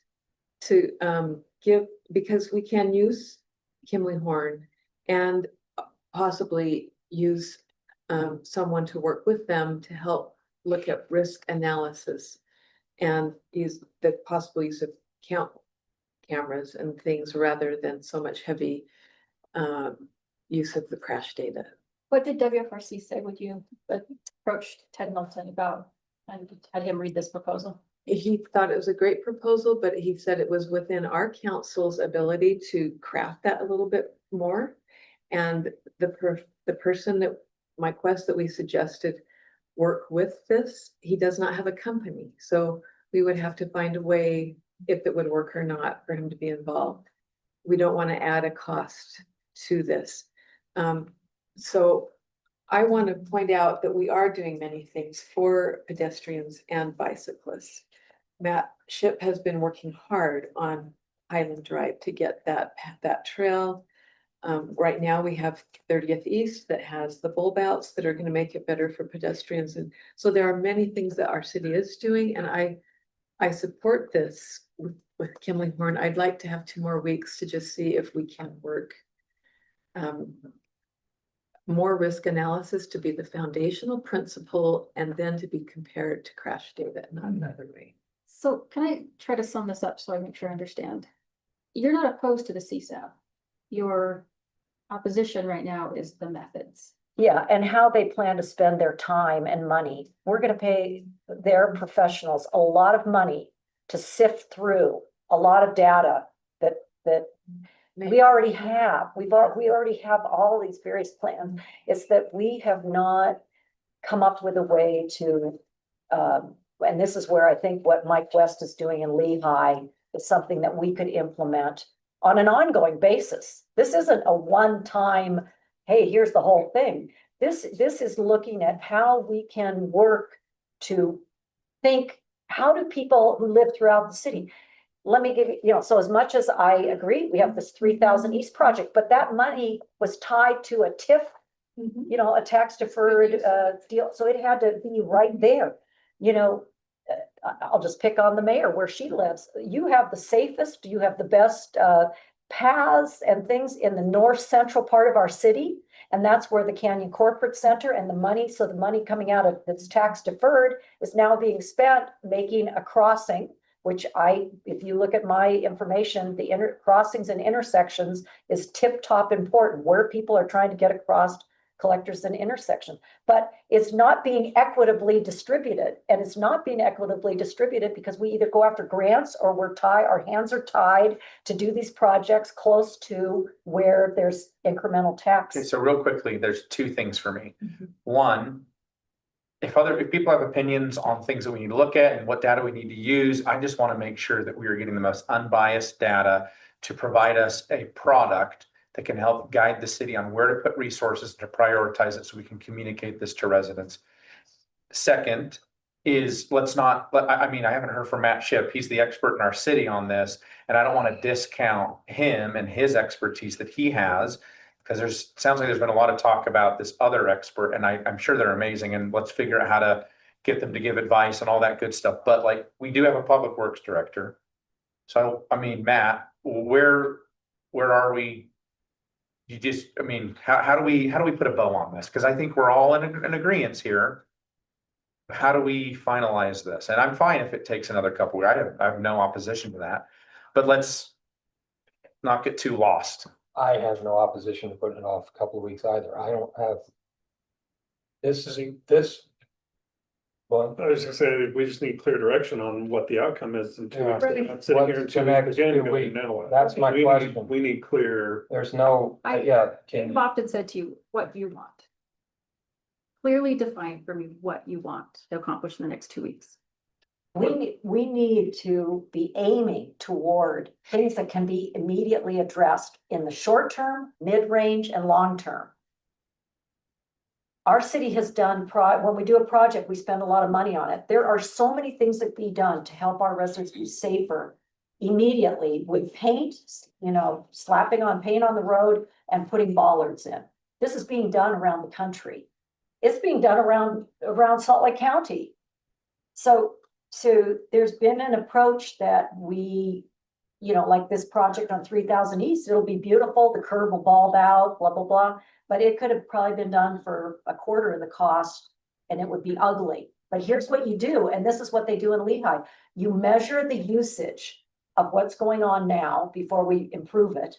Then you do it, what's called a demonstration project that you should be able to do very inexpensively. And while that is in place, you don't do 48 hours or 12 hours or 3 hours, I don't know what they outlined here. You do it for 5 days and you get data and you say, wow, this number of pedestrians came through, this number of cars, there were these near misses. One of the things with active transportation that if you haven't done it yourself, you may not be aware. There very little is ever reported, and please jump in here, Chief. For a pedestrian or a cyclist to actually have a report that ends up in that crash data is rare. When a bicyclist gets struck and falls off their bike, and then if the car even notices, they go, oh, are you okay? And the bicyclist is, well, you know, this is the challenge. This isn't an easy thing, If we council member. can have 2 more weeks. I agree, but you've also, I mean, you have, I think to Councilmember Holton's point, you do have experts and tried and tested methodologies, the SS4A. And I sincerely admire Mike West. I would like to know more about where he got that, because it seems like it's kind of a regression analysis. Let's throw all the variables into what could possibly. That's what affect- SS4A is. It's risk analysis. It's Well, then what, isn't that what this is? no, this is, if you were to go through each of these, It's is that we're gonna look at the transportation master plan, safe route to school, Creek Road safety analysis, and that is about Let's 5 minutes, but continue this discussion, but can I also, I want to throw this out there just for the record. There are multiple ways that I think you can mitigate traffic in ways that are super smart, probably have the highest impact. But let's also remember, I think our community and the members of our city are also going to have some thoughts on what they want to see. And I hope that this gives us options so that we can have discussions with people that live in these communities so that we're not forcing all of these different variables onto them. And we have that public input, because I know people have strong opinions on various traffic calming, and I want to make sure this is a positive. This should be an addition to our community. Yeah. Let's take And other a, communities that have just been up in arms. and then that's my point is I want, there's a balance to all this, and I Yeah. hope we find this. I'm okay with holding off for 2 more weeks. I don't want to push off in 2 weeks. So to your point, let's be very clear on what this is. Mhm. I think I've made it clear on what I'm hoping to achieve. And Matt, you're a public works director, so we need your guidance in this. And I know you've given it, but let's not discount. So please, what he's please come up with very specific proposals of alternatives that we could consider. And I would go back and I have to say it. You and I proposed this CSAP in 2025, and it's actually in the City Journal. And you said, I'm urging council colleagues to build a community-driven safety action plan to guide future road improvements. This is part of my ongoing efforts for walkability for Cottonwood Heights and will require hiring a professional firm. this is not, This is a departure from past city practices of basing funding decisions on a transportation master plan largely based on a concept of, I'm trying to deliver what you want. I know, Just and don't what know I you am trying to want. communicate to you, and I don't know, you know, if you wanted me to, I could give a presentation, or we could bring in someone like Mike West to help you better understand that the principles of a safety action plan are not manifested in the CSAP that we got out of WFRC, and it's not here. If they have to be measurable, they have to give dates, they have to, Okay. So Be specific about the change. I sure, Yes. yes, Yeah. yeah. All right. Thank you for this. Yes, Matt. Yes. Please. Yes. Yes. Bringing it back in 2 weeks. Yes. What? Are y'all gonna email me? No, we need interactive meetings. Go ahead and finish. I just need direction there, whatever y'all want me to do. But we need specifics on what you want changed in this. That's what I'm looking for, not broad topics, not broad.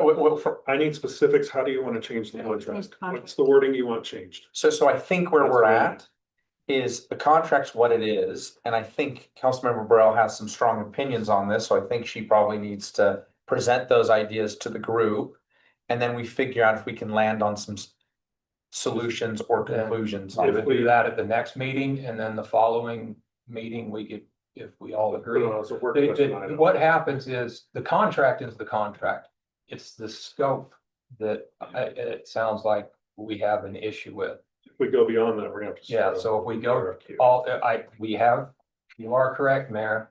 We have chosen this firm to do this work through the process. We have the ability to go back and work on the scope to adjust the scope where within the confines of the statement of qualification proposal. I can't, if we change that SOQ, RFQ, we have to start over. Right.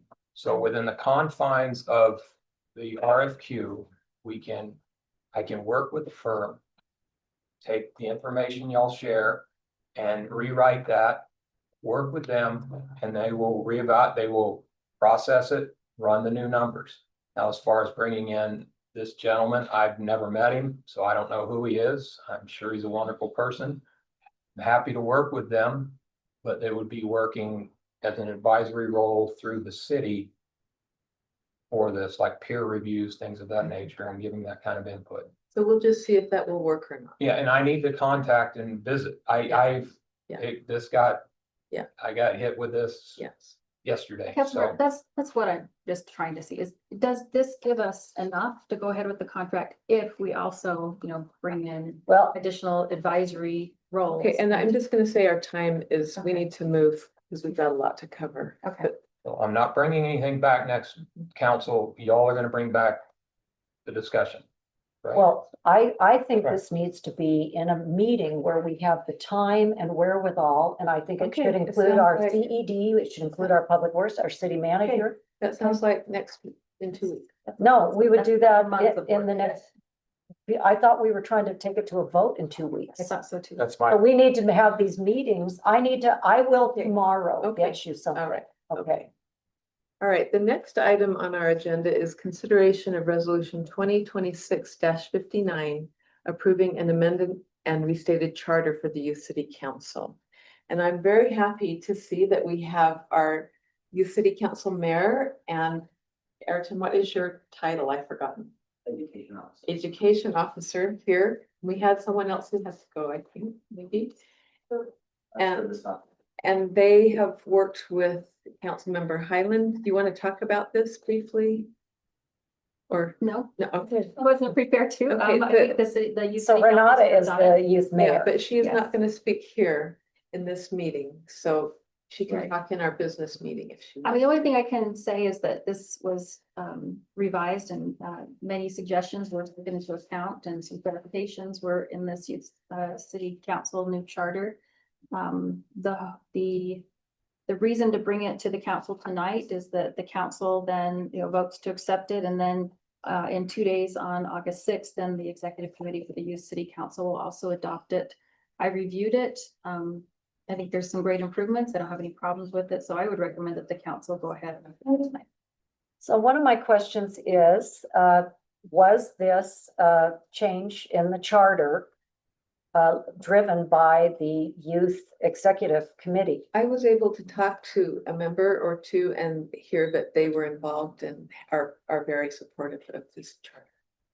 Okay, because that's what Yeah. this should be about. This should be them seeing better ways forward with advice from the council, the youth city council advisor, who is not present. He's in Europe. And we do have our council liaison, but that's my interest that this is something that, again, I appreciate you being here tonight. I was never cool enough to do this. I know, I'm just gonna throw that out there. me neither. Y'all are pretty awesome. Yeah. I would have never been elected. And then our final item on this business agenda is the consent calendar for the minutes, which I've reviewed and they look great. Cool. Yeah. Okay.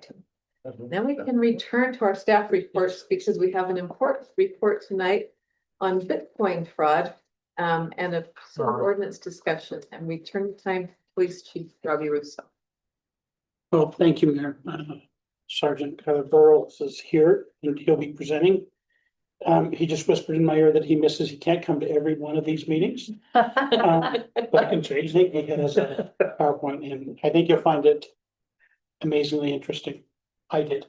And. Do you plug in? Yes. No, you have to actually get on to the webinar to do it. Okay. Is,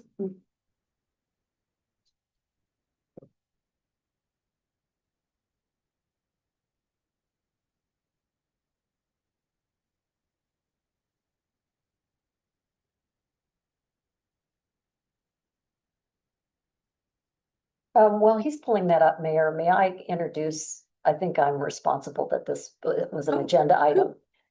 The reason why we're having this agenda item for everyone's benefit, as far as I know, is that a constituent who is a retired lawyer sent me this message a few weeks ago.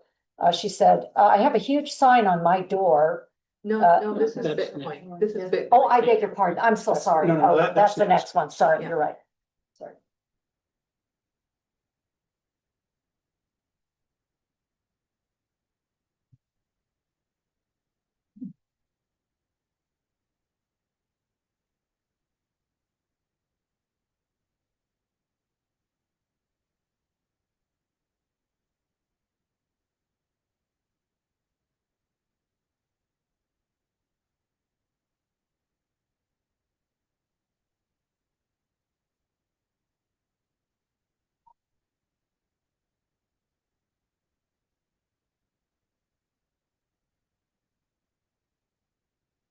While we're waiting, I'm just gonna say how much I appreciate our police department and the detectives and the work that they're doing. I talked with, once you're ready, I'll stop talking. I've talked with a resident who had fraud with a construction project who was so grateful, and now we're gonna learn about Bitcoin. Right, it's so prevalent in our community. I mean, we know that our population is the oldest within Salt Lake County, so easier targeted than most, but it's prevalent throughout the county. But this is something that the sergeant brought to me. He noticed a trend in taking the reports, and so with that, I'll let him proceed. Good. Thank you. So just a little bit, the objectives, understanding cryptocurrency, BTMs, it's Bitcoin teller machine similar to an ATM. We'll go over the statistics and then banning them, why we want to ban them, and a little bit about the cryptocurrency seizure on that. So if you don't know, cryptocurrency is all digital money. There's no physical, you can't touch it, you can't see it, nothing like that. It's not maintained like a bank. So it's just all electronic over the internet. They're not verified by any kind of bank or anything like that. So it's just strictly, I can send it to anybody in this room if you have what's called a wallet. And it's nearly impossible to recover unless you have a government wallet. And you don't always get the full amount back. So it's in chunks and it doesn't come back whole. So it never makes the victim in these cases whole on that. So as I had mentioned, the Bitcoin teller machine, again, it's just a physical kiosk. You may or may not have seen them around here. They're usually in your gas stations, malls. There's a few in Target here in the city. So again, they don't connect to your bank or anything like that. Then, so this is just, once it loads, okay, sorry, getting ahead of myself. Just a Google map of the ones, if you just type in Google BTM near me, this is what pops up. As we all know, the city's 9 square miles, and we have on this next slide here. There's a total of 9 within our city, and all of these are different companies. And what these guys do is they make all the revenue. So there's between a 10 to 20% kickback that they get. Whoever hosts this BTM. So roughly doing research is roughly about an extra $200 a month for these guys that they get back. They don't pay the electricity because you just plug them in. They already own the building or rent the building.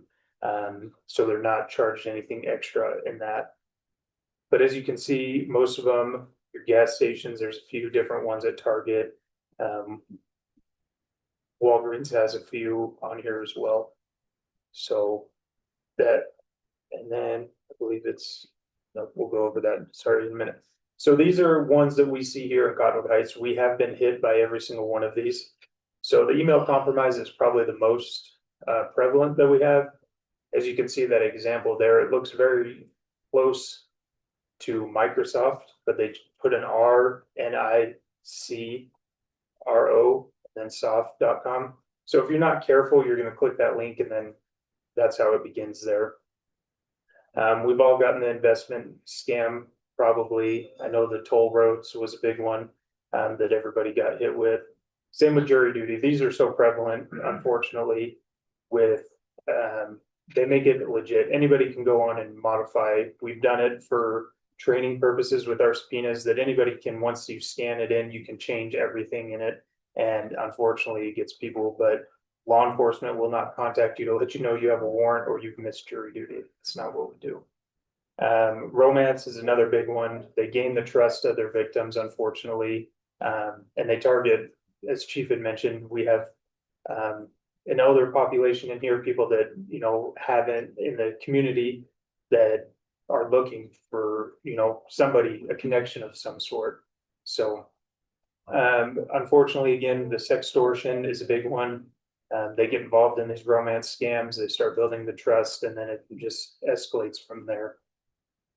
The tech help, again, unfortunately, with our population here in Cottonwood Heights and the citizens is they get an ad on the screen on your computer, says click this, and it freezes their computer until they click that link. And unfortunately, not knowing they need their work, you know, a lot of work from home happening. So they click that link and then go down this rabbit hole and lose a lot of money. So, and then the other ones, you know, unfortunately, your healthcare fraud, your sweepstakes, everybody's probably heard of Publisher Clearinghouse. That turned out to be, that was before Bitcoin, but that's another example of that. So this one is numbers. So I worked close with Layton on this. Layton was the only other city that I was able to see that was able to successfully get their Bitcoin machines banned up to this point. So I pulled the same data from January 1st of 2021 until yesterday. We just in Cottonwood Heights alone have had 37 incidents involving Bitcoin fraud. So, and of those, residents here have lost just under $2 million In that time frame. in that time frame. Correct. And those are the ones that are reported, Correct. and that's a fraction of what is actually occurring. Imagine how humiliating it would be. You would probably not even want to report it. You'd be Exactly. so humiliated. Oh, Right. yeah. Yep. Mm. So our biggest case was just a couple days ago, actually, and it was for close to $500,000. So it's still happening currently. And then of those, I divided it out. So the average victim loses $53,000, and then the average age of our residents is 59 that are victims of this kind of fraud. I would have assumed that would have been much higher.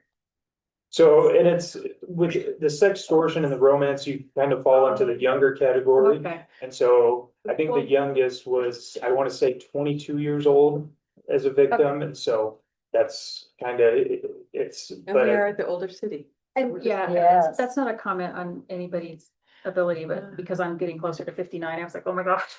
Oh, wow. still happens to the Wow. Yeah, and I believe the oldest was in their early 80s is what I found on the data. So really eye-opening for me. I didn't realize in Layton, when I talked to them, they are a bigger city than us, but they lost just as much as we did in this same time frame. Okay. So it's very prevalent. So these again are just some statistics I found interesting. The one that I want to point out, because we're talking about it, is the Bitcoin ATMs, $388 million that people have lost. And so you look at numbers talk, you know, that's a huge number that people are losing to these machines. So, and unfortunately, everybody has a phone, everybody has a laptop, the most part, and so that's how they're getting out there and getting into doing these. So I would apologize, my slides mixed up, but so again, roughly $200 in revenue is what these people that host these Bitcoin machines are getting. Increases their foot traffic, again, everybody has a phone, so they can search for their nearby Bitcoin. It also draws them in to buy additional items that they may not need, or, things like that.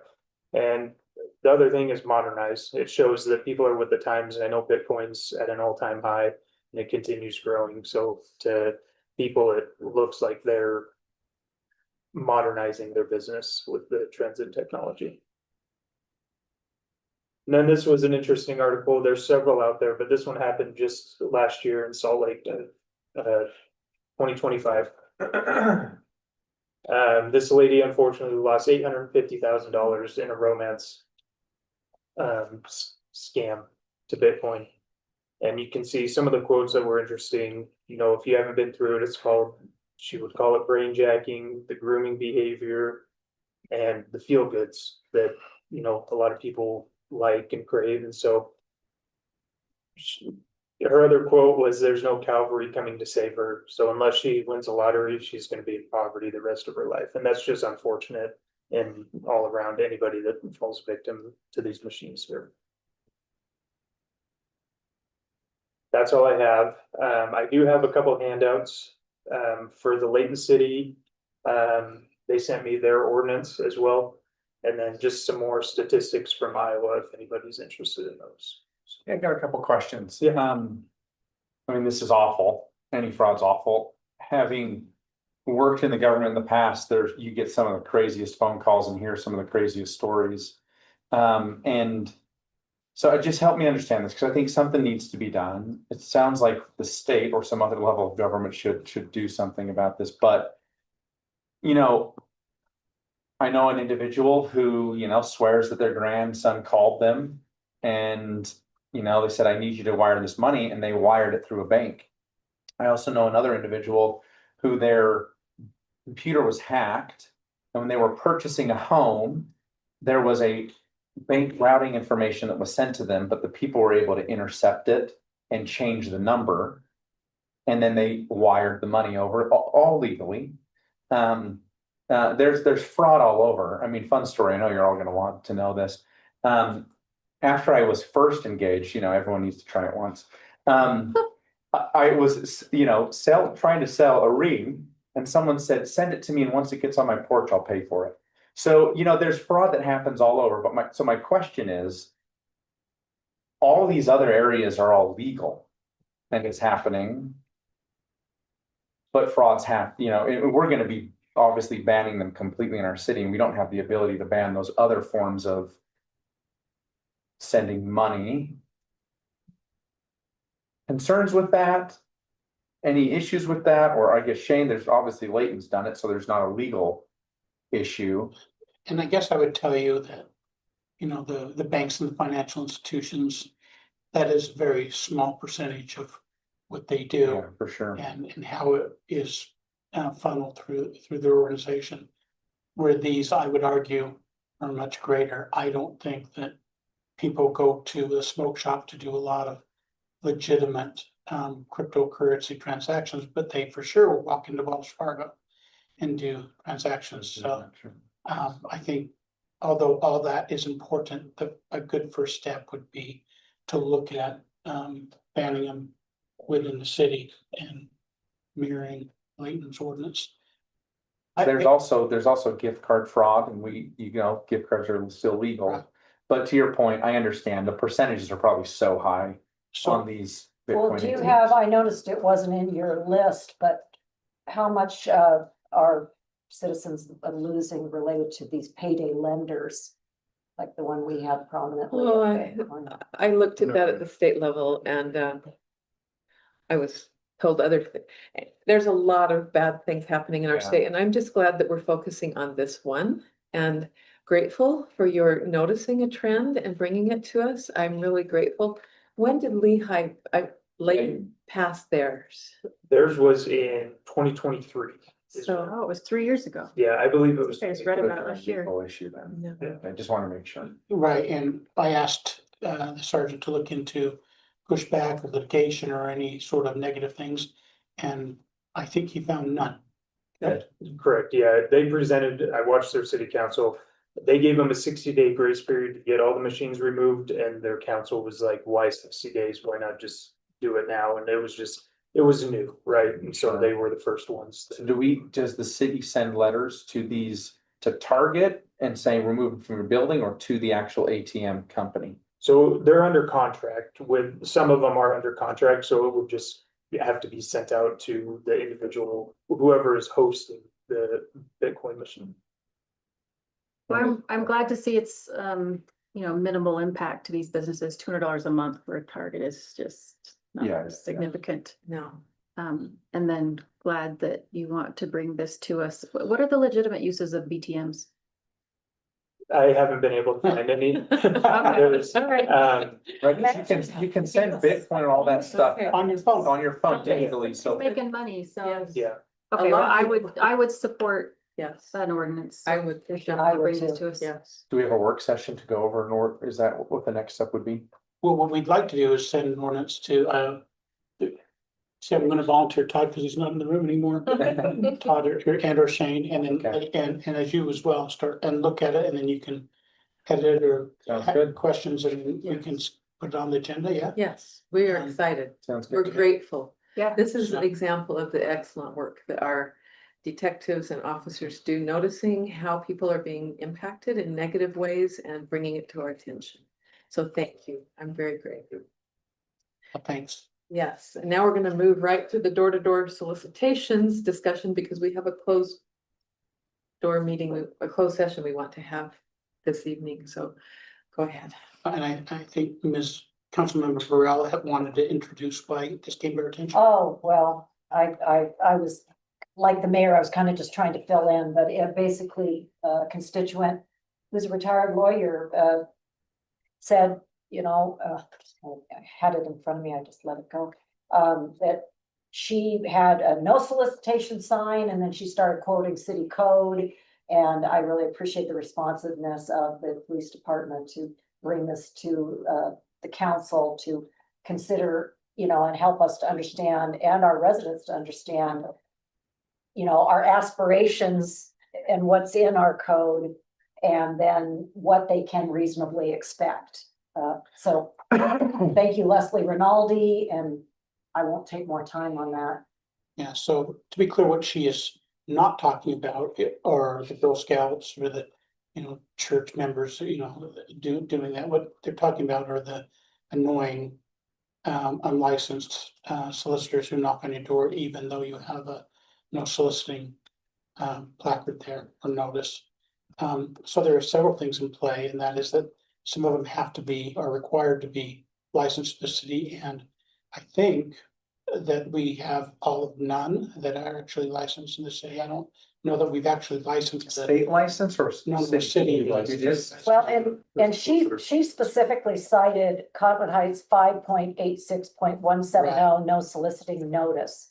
Any occupant of a residence may give notice of a desire to refuse solicitors by displaying a no solicitation sign, which shall be posted on or near the main entrance door or on or near the property line adjacent to the sidewalk leading to the residence.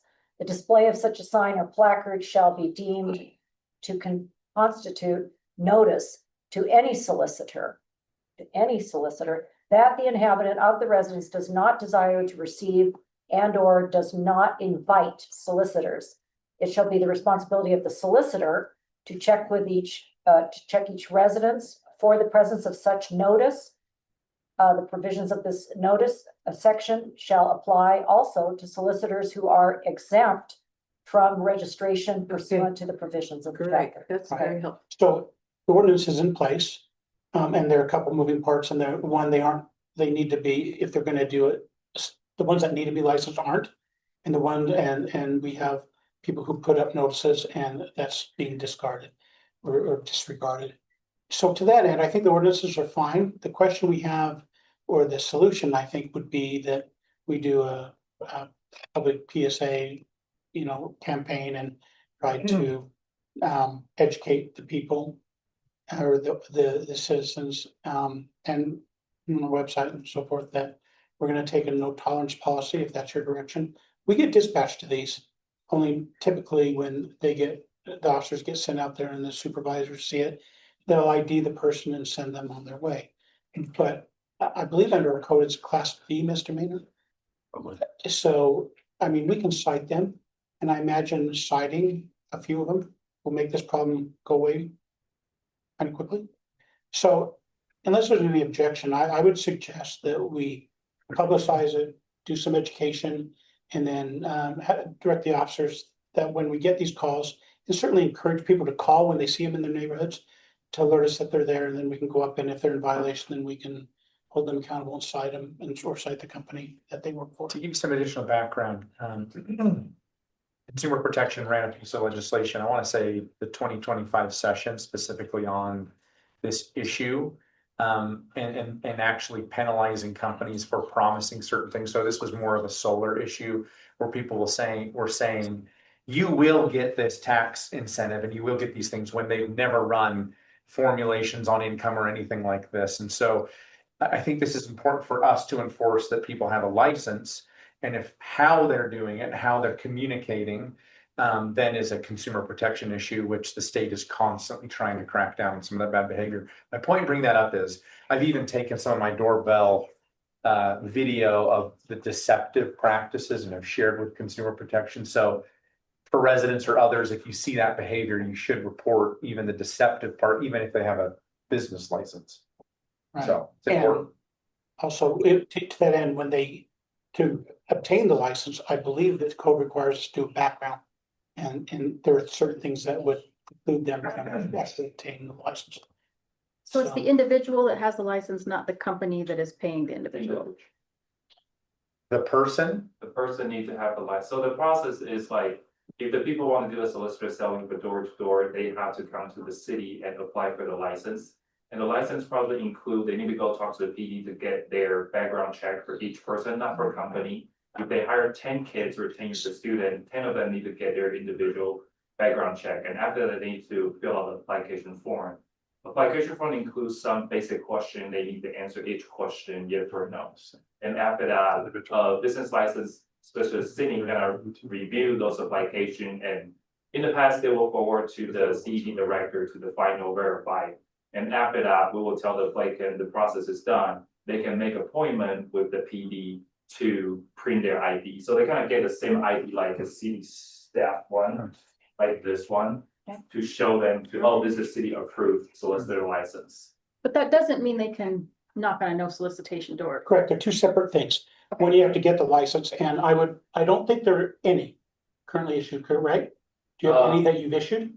We issue, I remember last month, we have one people come apply.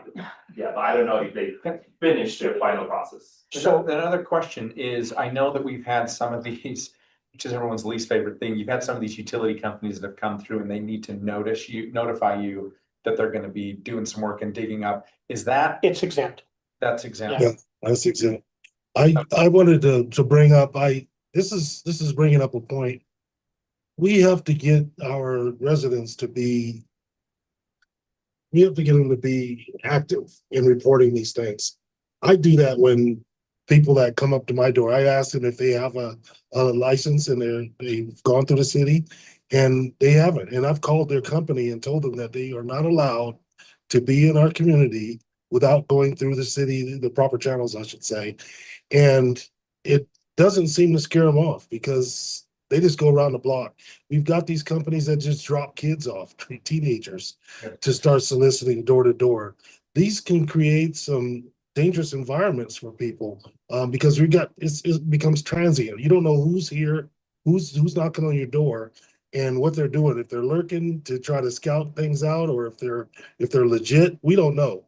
But we have to send out that messaging to our residents to really start reporting these things and not be embarrassed or shy or concerned about doing so. And it's just a matter of changing some habits and getting people to be confident in doing it.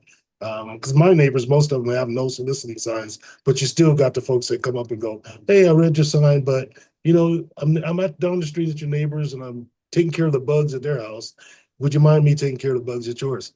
No, go through the channels. I know how to swat a bug. I can spray my own house. and you're in violation. But we just have to get that messaging out there for folks. Thank you, Councilmember Newell. I have a question. Is this normal? Like, do most cities have this type? Is that utilized for that? No, it's except.